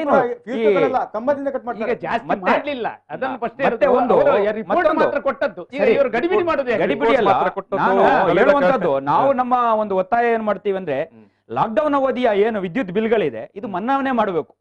ಏರಿಕೆ ಬಿಡಿ, ಆ ಅವಧಿಯ ವಿದ್ಯುತ್ ಬಿಲ್ ಅನ್ನ ಮನ್ನಾ ಮಾಡಬೇಕು. ಲಾಕ್ಡೌನ್ ಅವಧಿಯ ಬಿಲ್ ಈ ಸಂದರ್ಭದಲ್ಲಿ ಯಾವುದೇ ಬಲಾತ್ಕಾರದ ವಸೂಲಿಗೆ ಮುಂದಾಗಬಾರದು, ಯಾವುದೇ ಬಲಾತ್ಕಾರದ ವಸೂಲಿಗೆ ಮುಂದಾಗಬಾರದು. ಅಲ್ಲಿ ಈಗಲೂ ಲೈನ್ ಮ್ಯಾನ್ ಅವರಿಗೆಲ್ಲ ಬಿಟ್ಟಿದ್ದಾರೆ, ನೀವು ಹೋಗಿ ಡ್ಯೂಟಿ ಮಾಡಿ ಅಂತ. ಈಗಲೂ ಬಂದು ಮನೇಲಿ ಬಂದು ಪ್ಲಗ್ ಇಟ್ಕೊಂಡು ಕಟಿಂಗ್ ಪ್ಲೇಯರ್ ಇಟ್ಕೊಂಡ್ಬಂದು ಫೀಸ್ ತೆಗಿತಾ ಇದ್ದಾರೆ, ಈಗಲೂ ತೆಗಿತಾ ಇದ್ದಾರೆ. ಲಾಕ್ಡೌನ್ ನಲ್ಲಿ ದುಡಿಮೆ ಇಲ್ಲ, ಕಂಬದಿಂದ ಕಟ್ ಮಾಡ್ತಾರೆ. ಈ ರೀತಿಯ ದೌರ್ಜನ್ಯ ಒಂದು ಕಡೆಯಿಂದ ಮೆಸ್ಕಾಂ ಮಾಡ್ತಾ ಇದೆ, ಬಡವರ ಮನೆಯ ಫೀಸ್ ಗಳನ್ನ ಕಿತ್ತಾಕುವಂತ ಕೆಲಸವನ್ನ ಮಾಡ್ತಾ ಇದೆ. ಕರೆಂಟ್ ಬಿಲ್ ಬೇರೆ ಜಾಸ್ತಿ ಬರ್ತಾ ಇದೆ ನಮಗೆ. ಈಗ ಮತ್ತೆ ಏರಿಕೆಯ ಪ್ರಸ್ತಾಪವನ್ನ ಮುಂದಿಡ್ತಿದ್ದೀರಿ, ಅಂತದ್ರಲ್ಲಿ ಮನ್ನಾ ಮಾಡುವಂತ ಪ್ರಸ್ತಾಪವನ್ನ ನೀವು ಸರ್ಕಾರ ಮುಂದಿಡಬೇಕು. ಏರಿಕೆ ಮಾಡೋದನ್ನ ತಡೆಯೋದು ಅಂತಲ್ಲ, 3 ತಿಂಗಳು 2 ತಿಂಗಳು 3 ತಿಂಗಳು ಮನ್ನಾ ಮಾಡಿ ನೀವು. ಈಗ ಇಲ್ಲಿ ದೆಹಲಿ ಅಂತ ರಾಜ್ಯಗಳಲ್ಲೇ ಇಷ್ಟು ಯೂನಿಟ್ ಬಳಸಿದ್ರೆ ಇಷ್ಟು ಬಿಲ್ಲೇ ಇಲ್ಲ ಅಂತ ರೀತಿಯ ವ್ಯವಸ್ಥೆಗಳನ್ನ ತಂದಿದ್ದಾರೆ. ಇಲ್ಲಿ ಯಾಕೆ ತರಕ್ಕಾಗಲ್ಲ? ಮತ್ತೊಂದು ನಮ್ಮ ಸಂಜಯ್ ಪ್ರಭುಗಳು ಹೇಳ್ತಾರೆ ಇಷ್ಟು ಕೊರತೆ ಅನುಭವಿಸ್ತಾ ಇದೆ, ಇದಕ್ಕೋಸ್ಕರ ಈ ರೀತಿ ಅಂತ. ಅಲ್ಲೂ ಹೇಳಿದ್ರು ಲಸಿಕೆ, ಆಯುಷ್ಮಾನ್, ಅದಕ್ಕೋಸ್ಕರ ಪೆಟ್ರೋಲು. ತೆರಿಗೆ ಯಾವ್ಯಾವ ರೂಪದ ತೆರಿಗೆಗಳನ್ನು ಕೊಡ್ತಿದ್ದೀವಿ ನಾವು, GST ಇಂದ ಹಿಡಿದು ಅದು ಇದು ಲಾಸ್ಟಿಗೆ ಬಂದ ಸ್ವಚ್ಛ ಭಾರತಕ್ಕೂ ಸೆಸ್ ಹಾಕಿದ್ರಿ, ಭಿಕ್ಷುಕರ ತೆರಿಗೆ ಅಂತಾನೂ ಹಾಕಿದ್ರಿ. ಯಾವ ರೂಪದಲ್ಲೆಲ್ಲ ತೆರಿಗೆ ನಿಮಗೆ ಸಂಗ್ರಹ ಮಾಡ್ಲಿಕ್ಕಾಗುತ್ತೆ ಆ ರೀತಿ ಮಾಡಿದ್ರಿ. ಮತ್ತೆ ಬೇರೆ ರೂಪದಲ್ಲಿ ದಂಡ ವಸೂಲಿ ಬಿಡಿ, ಔಚ್ ಕೂತ್ಕೊಂಡು ಮೊಬೈಲ್ ಒಳ್ಳೆ ಪೊಲೀಸ್ನವರು ಫೋಟೋ ತೆಗೆದು ಕಾರಿಗೆ ಫೈನ್ ಹಾಕೋದು, ಸ್ಕೂಟ್ರಿಗೆ ಫೈನ್ ಹಾಕೋದು, ಅದು ಗೊತ್ತೇ ಇರಲ್ಲ ನಮಗೆ. ಎಲ್ಲೆಲ್ಲೋ ಅಡಗಿ ಕೂತ್ಕೊಂಡು ಫೋಟೋ ತೆಗಿಯುವಂತದ್ದು. ಈ ರೀತಿಯ ದಂಡ ವಸೂಲಿಯು ವಿಪರೀತ ಪ್ರಮಾಣದಲ್ಲಿ ನಡೀತಾ ಇದೆ. ಹೀಗೆಲ್ಲ ಮಾಡಿ ನೀವು ಸರ್ಕಾರದ ಬೊಕ್ಕಸವನ್ನ ತುಂಬಿಸಿ ನಿಮಗೆ ಸರ್ಕಾರ ನಡೆಸಲಿಕ್ಕೆ ಮತ್ತೂ ಆಗದೆ ಮತ್ತೆ ಜನರ ಮೇಲೆ ಹೊರೆ ಮಾಡ್ತೀರಾ ಅಂದ್ರೆ ಇದಕ್ಕೆ ಏನನ್ಬೇಕು? ಬೇರೆ ಯಾವುದೇ ಇನ್ಕಮ್ ಇಲ್ಲ, ಇದೇ ಇನ್ಕಮ್ ನಿಮಗೆ 2 ಇದ್ದಿದ್ರೆ ನೀವು ಹೇಳ್ಬೋದಿತ್ತು ನಾವು ಯಾವ ರೀತಿ ಸ್ವಾಮಿ ಸರ್ಕಾರ ನಡೆಸೋದು ಅಂತ. ಎಲ್ಲಾ ಮೂಲದಿಂದನೂ ಆದಾಯ ಇದೆ, ಇದನ್ನೇ ನೀವು ಯಾಕೆ ಬಡವರು ಹೊಟ್ಟೆ ಮೇಲೆ ಹೊಡೆಯುವಂತ ಕೆಲಸಕ್ಕೆ ಮುಂದಾಗ್ತೀರಿ ಅಂತ ಪ್ರಶ್ನೆ ಮಾಡಲೇಬೇಕು. ಸಮಾಪನ ಮಾಡಬೇಕಾಗಿದೆ ಪ್ರಭುಗಳೇ. ನಮ್ಮ ಪ್ರಶ್ನೆ ಏನಿಲ್ಲ, ಆ ವಿದ್ಯುತ್ತಿನ ವಿಷಯದಲ್ಲಿ ಇವರು ಹೇಳಿದಾಗೆ ನಮ್ಮದು ಸಹ ಅಭಿಪ್ರಾಯ ಏನಂತ ಕೇಳಿದ್ರೆ ಅದನ್ನು ಜಾಸ್ತಿ ಮಾಡ್ಲಿಕ್ಕಿಲ್ಲ ಅಂತ ಹೇಳಿ ನಾವು ಈಗ ಮಾತಾಡಿದುಕೊಂಡ ಪ್ರಕಾರ ಅದು ಜಾಸ್ತಿ ಆಗುದಿಲ್ಲ. ನಂಬರ್ 2 ಏನಂತ ಕೇಳಿದ್ರೆ ಯಾವಾಗ್ಲೂ ಯಾವ ರೀತಿ ಇರ್ತದೆ ಅಂತ ಕೇಳಿದ್ರೆ ಇವರು ಮಾತಾಡುವಾಗ ಹೇಳಿದ್ರು ಮನಮೋಹನ್ ಸಿಂಗ್ನ ಸರ್ಕಾರ ಇರುವಾಗ ಗ್ಯಾಸ್, ವಾಜಪೇಯಿ ಅವರ ಸರ್ಕಾರ ಇರುವಾಗ 120 ಪೈಸೆ ಇತ್ತು. ಅಂದ್ರೆ ಒಂದೊಂದು 5-5 ವರ್ಷ ಆಗುವಾಗ ಯಾವುದೇ ಒಂದು ಬೆಲೆಗಳು ಏರಿಕೆ ಆಗ್ತಾ ಇರ್ತದೆ. ವಾಜಪೇಯಿಗಳ ಸರ್ಕಾರ ಹೇಗಿತ್ತಂತ ನಿಮ್ಗೆ ಗೊತ್ತಿರ್ಬೋದು, ಎಲ್ಲವೂ ಹೆಸರಾಗಿ ತಗೊಂಡಿತ್ತು. ಏರಿಕೆ ಆಗುವುದಕ್ಕೂ ಕೂಡ ಒಂದು ಪ್ರಮಾಣ ಬೇಡವಾ? ನೋಡಿ ನಾನು ಹೇಳಿದ್ದು ನಿಮ್ಗೆ ಡಬಲ್ ಅಲ್ಲಲ್ಲ, ನೋಡಿ ನೋಡಿ ಯಾವುದು 300%. ನೋಡಿ ಡಿಮಾಂಡ್ ಅಂಡ್ ಸಪ್ಲೈ ಅಂತ ನಿಮ್ಗೆ ಗೊತ್ತಿರ್ಬೋದು ಎಕನಾಮಿಕ್ಸ್ ಅಲ್ಲಿ. ಡಿಮಾಂಡ್ ಅಂಡ್ ಸಪ್ಲೈ ಇರುವಾಗ ಇವರು ಲಸಿಕೆ ಬಗ್ಗೆ ಹೇಳಿದ್ರು, ಬೆಳಿಗ್ಗೆ ಹೋಗುವಾಗ 4 ಗಂಟೆಗೆ ಕ್ಯೂ ನಿಂತ್ರಂತ. ಏಪ್ರಿಲ್ 1ಕ್ಕೆ ಸ್ವಾಮಿ ನಾವು ಲಸಿಕೆ ಹೋಗುವಾಗ ನಂಗೆ ಅಲ್ಲಿ PSC ಅಲ್ಲಿ ಹೇಳ್ತಿದ್ರು 50 ಡೋಸ್ ಬಂದಿದೆ ಮರ, ಯಾರು ಬರ್ತಾ ಇಲ್ಲ, 1-4 ಜನರಿಗೆ ಫೋನ್ ಮಾಡ್ತೀರಾ ಮರ, ಬನ್ನಿ ಬನ್ನಿ ಅಂತ. ಆಗ ಇವರು ಕೂತ್ಕೊಂಡು ಎಂತ ಹೇಳ್ತಾ ಇದ್ರು ಅಂದ್ರೆ ಅಲ್ಲಿ ಕೂತ್ಕೊಂಡು ಹೇಳ್ತಾ ಇದ್ರು, ನಾನು ಒಂದು ಚೀಫ್ ಮಿನಿಸ್ಟರ್ ಇವರು ಹೇಳ್ತಾರೆ ನಾನು ಲಸಿಕೆ ಎಂಬುದು BJP ಲಸಿಕೆ ಹೇಳ್ತೇನೆ ಅಂತ ಹೇಳಿದ್ರು. ಏನೆಲ್ಲ ಅವತಾರ ಎಲ್ಲ ಮಾಡಿದ್ರು, ಅದೆಲ್ಲ ಬಿಡಿ, ಈಗ ನಾವು ಇವತ್ತು ಮಾತನಾಡುವ ಸ್ಥಿತಿಯಲ್ಲಿಲ್ಲ. ಲಸಿಕೆಗೆ ಬಿಜೆಪಿ ಪೆಟ್ರೋಲ್ ಅಂತ ಏನಾದ್ರು ಉಂಟಾ? ಅಲ್ಲಲ್ಲ, ಇವರು ಹೇಳಿದ್ ನಾನು ಲಸಿಕೆ ವಿಷಯದಲ್ಲಿ ಮಾಡಿದ ಅವಧಾನಕ್ಕೆ ನಮ್ಗೇನಾಯ್ತು ಅಂತ ಕೇಳಿದ್ರೆ ಆ 1 ತಿಂಗಳಲ್ಲಿ ಎಷ್ಟೋ ಲಸಿಕೆಗಳು ಹಾಳಾಯ್ತು. ಲಸಿಕೆಗೆ ಯಾರು ಇಂಪಾರ್ಟೆನ್ಸ್ ಕೊಡ್ಲಿಲ್ಲ. ಈಗ ಕೊರೋನಾ ಜಾಸ್ತಿ ಆದ ಕೂಡಲೇ ಏಕ್ದಮ್ ಲಸಿಕೆ ತಿಕ್ಕೋಡೆ ಅಂತ ಹೇಳುದು. ಯಾಕಂತ ಕೇಳಿದ್ರೆ ಕೊರೋನಾ ಒಂದು ಸ್ವಲ್ಪ ಉದ್ಭವ ವಿಚಾರದಲ್ಲಿ ನಿಮ್ಮ 2 ಪಕ್ಷಗಳದ್ದು ಬೇರೆ ಬೇರೆ ಅಭಿಪ್ರಾಯಗಳಿದೆ ಖಂಡಿತ. ಆದರೆ ಮೊದಲ ಹಂತದ ಲಸಿಕೆಯನ್ನು ಕೊರೋನಾ ವಾರಿಯರ್ಸ್ಗೆ ಅಂತ 3 ಕೋಟಿ ಬಿಡುಗಡೆ ಆದದ್ರಲ್ಲಿ ಕೊರೋನಾ ವಾರಿಯರ್ಸ್ಗೆ ಅದರಲ್ಲಿ 1.5 ಕೋಟಿ ಮಾತ್ರ ಖರ್ಚಾದದ್ದು. ಇದು ಸರ್ಕಾರವೇ ಕೊಟ್ಟಿರುವ ಅಂಕಿಅಂಶ ಲೆಕ್ಕಾಚಾರಗಳು ತಗೊಳ್ಬೇಕಲ್ಲ ಇವರೇ. ಕೊರೋನಾ ವಾರಿಯರ್ಸ್ ಅಂದ್ರೆ ಯಾರು? ಡಾಕ್ಟರ್ಸ್ ಇರ್ಬೋದು, ನರ್ಸಸ್ ಇರ್ಬೋದು, ಯಾರು ಇರ್ಬೋದು. ತಗೊಳ್ದಿದ್ರೆ ಏನ್ ಮಾಡ್ತೀರಿ ನೀವು? ಏನಿಯಾವ್ ಈಗ ಉಚಿತವಾಗಿ ಕೊಡ್ತಾರೆ ಅಂತ ಹೇಳಿದರೆ ಸಕಾಲಿಕವಾಗಿ ಸಿಗುವಂತೆ ಆಗಲಿ, ಸಕಾಲಿಕವಾಗಿ ಇನ್ ಟೈಮ್ ಆಗಿ. ಈಗ ಪೆಟ್ರೋಲ್ ಡೀಸೆಲ್ ದರ ಅದನ್ನು ಇನ್ನು ಕಡಿಮೆ ಆಗುತ್ತೆ ಅನ್ನೋ ಬಗ್ಗೆ ಬಿಜೆಪಿ ಅವರು ಕೂಡ ಹೇಳ್ತಾ ಇಲ್ಲ. ನೋಡುವ, ನಾವು ಕರೆಂಟ್ ಪವರ್ ಬಿಲ್ ಏರಿಕೆ ಪ್ರಸ್ತಾಪ ಅದು ಕಡಿಮೆ ಆಗಬಹುದು ಅಂತ ಒಂದು ನಿರೀಕ್ಷೆಯ ಒಂದು ಆಶಾವಾದ. ಹೆಚ್ಚಾಗುದಿಲ್ಲ ಹೇಳಿದ್ದು ನಾನು ಅಷ್ಟೇ, ನೀವು ಕಮ್ಮಿ ಆಗುದಂತ ಪುನಃ ಒಂದು ಹೇಳಿಸಬೇಡಿ. ಹೆಚ್ಚಾಗದಾಗಿ ನೋಡ್ಕೊಳ್ಳಿಕ್ಕೆ ಈಗ ಜಾಸ್ತಿ ಆಗಿದೆ. ಹೆಚ್ಚಾಗುವ ಪ್ರಶ್ನೆ ಇಲ್ಲ, 3 ತಿಂಗಳು ಕರೆಂಟ್ ಬಿಲ್ ತಗೊಳ್ಳೇಬಾರ್ದು. ಆಡಳಿತ ಪಕ್ಷದ ವಕ್ತಾರರಾಗಿ ಪ್ರಭುಗಳು ಒತ್ತಾಯ ಮಾಡಬೇಕು, 1-2 ತಿಂಗಳು 3 ತಿಂಗಳು ಮನ್ನಾ ಮಾಡಿ ಅಂತ. ಸರ್ಕಾರವನ್ನು ಮಾಡ್ಯಾರು ಅವರ ಪಕ್ಷದ ಆಂತರಿಕವಾಗಿ ಅವ್ರು ಮಾಡಬಹುದು.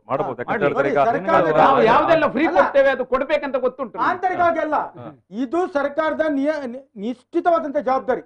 ಏನು ಈ ಪರಿಸ್ಥಿತಿಯಲ್ಲಿ, ಇಂಥ ಸ್ಥಿತಿಯಲ್ಲಿ ಕೂಲಿ ಕೆಲಸದವನಿಗೆ ಕೂಲಿ ಕೆಲಸ ಇಲ್ಲ ನೋಡಿ, ಬಾಡಿಗೆ ಕಟ್ಟಲಿಕ್ಕಿಲ್ಲ, ಮನೆ ಬಾಡಿಗೆ ಕಟ್ಟಲಿಕ್ಕಿಲ್ಲ, ಅವನಿಗೆ ಮನೆಗೆ ಹಕ್ಕಿ ತರಲಿಕ್ಕಿಲ್ಲ. ಇದನ್ನೆಲ್ಲ ದೀಪಾವಳಿಯವರಿಗೆ ಪಡಿತರವನ್ನು ಫ್ರೀ ಅಂತ ನರೇಂದ್ರ ಮೋದಿ ಅವರ ಮೊನ್ನೆ ಅನೌನ್ಸ್ ಮಾಡಿ ಒಂದೇ ನಿಮಿಷ, ಇಡೀ ದೇಶದಲ್ಲಿ ಫುಡ್ ಸೆಕ್ಯೂರಿಟಿ ಅಂತ ಒಂದು ಕಾನೂನು ಇದೆ. ಈ ಸಿದ್ದರಾಮಯ್ಯ ಅವರು ಈ ಅಕ್ಕಿಯನ್ನು ಹೇಗೆ ಕೊಟ್ಟರು ಅಂತ ಹೇಳಿದ್ರೆ ಈ ಫುಡ್ ಸೆಕ್ಯೂರಿಟಿ ಅಂಡರ್ ಅಲ್ಲೇ ಕೊಟ್ಟದ್ದು. ಮತ್ತೆ ನೋಡಿ ಇಡೀ ಆಹಾರ ಭದ್ರತೆ ಕಾಯ್ದೆ ವ್ಯಾಪ್ತಿಯಲ್ಲಿ NREGಯ ಒಂದು ಕಾರ್ಯಕ್ರಮ ಉಂಟಲ್ಲ, ಇಡೀ ದೇಶದ ಜನರು ಉದ್ಯೋಗಸ್ಥರಾಗಬೇಕು ಅಂತ ಹೇಳಿ ಪ್ರತಿಯೊಂದು ಕುಟುಂಬಕ್ಕೆ NREGಯ ಯೋಜನೆಯನ್ನ ಕೊಟ್ಟಂತದ್ದು. ಇದು ಕೂಡ ಒಂದು ದೊಡ್ಡ ಯೋಜನೆ. ನೋಡಿ ಕಾಂಗ್ರೆಸ್ ಅನ್ನ ನೀವು ದೂರುದಾಗ್ಲಿ, ಬೇರೆ ಪಕ್ಷ ಮತ್ತೊಂದು ವಿಚಾರಗಳು ಇಲ್ಲಿ ಗೊತ್ತಾಗಬೇಕು, ವಾಸ್ತವ ಏನು ಅನ್ನೋದು ಗೊತ್ತಾಗಬೇಕು, ಜನರಿಗೆ ವಾಸ್ತವ ಗೊತ್ತಾಗಬೇಕು. ಲಾಸ್ಟ್ ಹೇಳೋದಂದ್ರೆ ಸರ್ಕಾರ ನಡೆಸೋರು ವಿದ್ಯಾವಂತರಾಗಿರ್ಲಿ ಆಗಿಲ್ದೇ ಇರ್ಲಿ ದೊಡ್ಡ ವಿಷಯ ಅಲ್ಲ. ಆದ್ರೆ ಜನಪರ ನಿಲುವುಗಳನ್ನ ಹೊಂದಿರುವಂತವರಾಗಿದ್ರೆ, ಜನಸಾಮಾನ್ಯರ ಕಷ್ಟಗಳನ್ನ ಅರ್ಥ ಮಾಡ್ಕೊಳ್ಳುವಂತವರಾಗಿದ್ರೆ ಈ ಸಮಸ್ಯೆಗಳನ್ನ ಪರಿಹಾರ ಮಾಡಬಹುದು. Thank you. ನಾನು ಈ ಒಂದು ಸಂವಾದದಲ್ಲಿ ಭಾಗಿಯಾದಂತಹ ಬಿಜೆಪಿ ಮುಖಂಡರಾಗಿರುವಂತಹ ವಕ್ತಾರರಾಗಿರುವಂತಹ ಸಂಜಯ್ ಪ್ರಭುಗಳಿಗೆ ಪ್ರೀತಿಯ ಧನ್ಯವಾದ ಸಮರ್ಪಣೆ ಮಾಡ್ತಾ ಇದ್ದೇನೆ. ಕಾಂಗ್ರೆಸ್ ಮುಖಂಡರು, ಕಾಂಗ್ರೆಸ್ ವಕ್ತಾರರಾಗಿರುವಂತಹ ಗಣೇಶ್ ಪೂಜಾರಿ ಅವರಿಗೆ ಪ್ರೀತಿಯ ಧನ್ಯವಾದಗಳು. ಅದೇ ರೀತಿ ಡಿವೈಎಫ್ಐ ಸಂಘಟನೆಯ ಅಧ್ಯಕ್ಷರಾಗಿರುವಂತಹ ಅಶ್ರಾಫ್ ಕೆಸಿ ರೋಡ್ ಅವರಿಗೆ ಕೂಡ ಪ್ರೀತಿಯ ಧನ್ಯವಾದಗಳು. ಈ ಒಂದು ಸಂವಾದವನ್ನು ಇಲ್ಲಿ ಸಮಾಪನ ಮಾಡ್ತಾ ಇದ್ದೇನೆ. Thank you.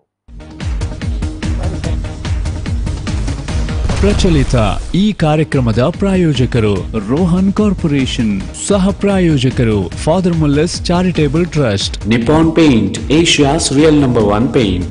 SDM college Ujire.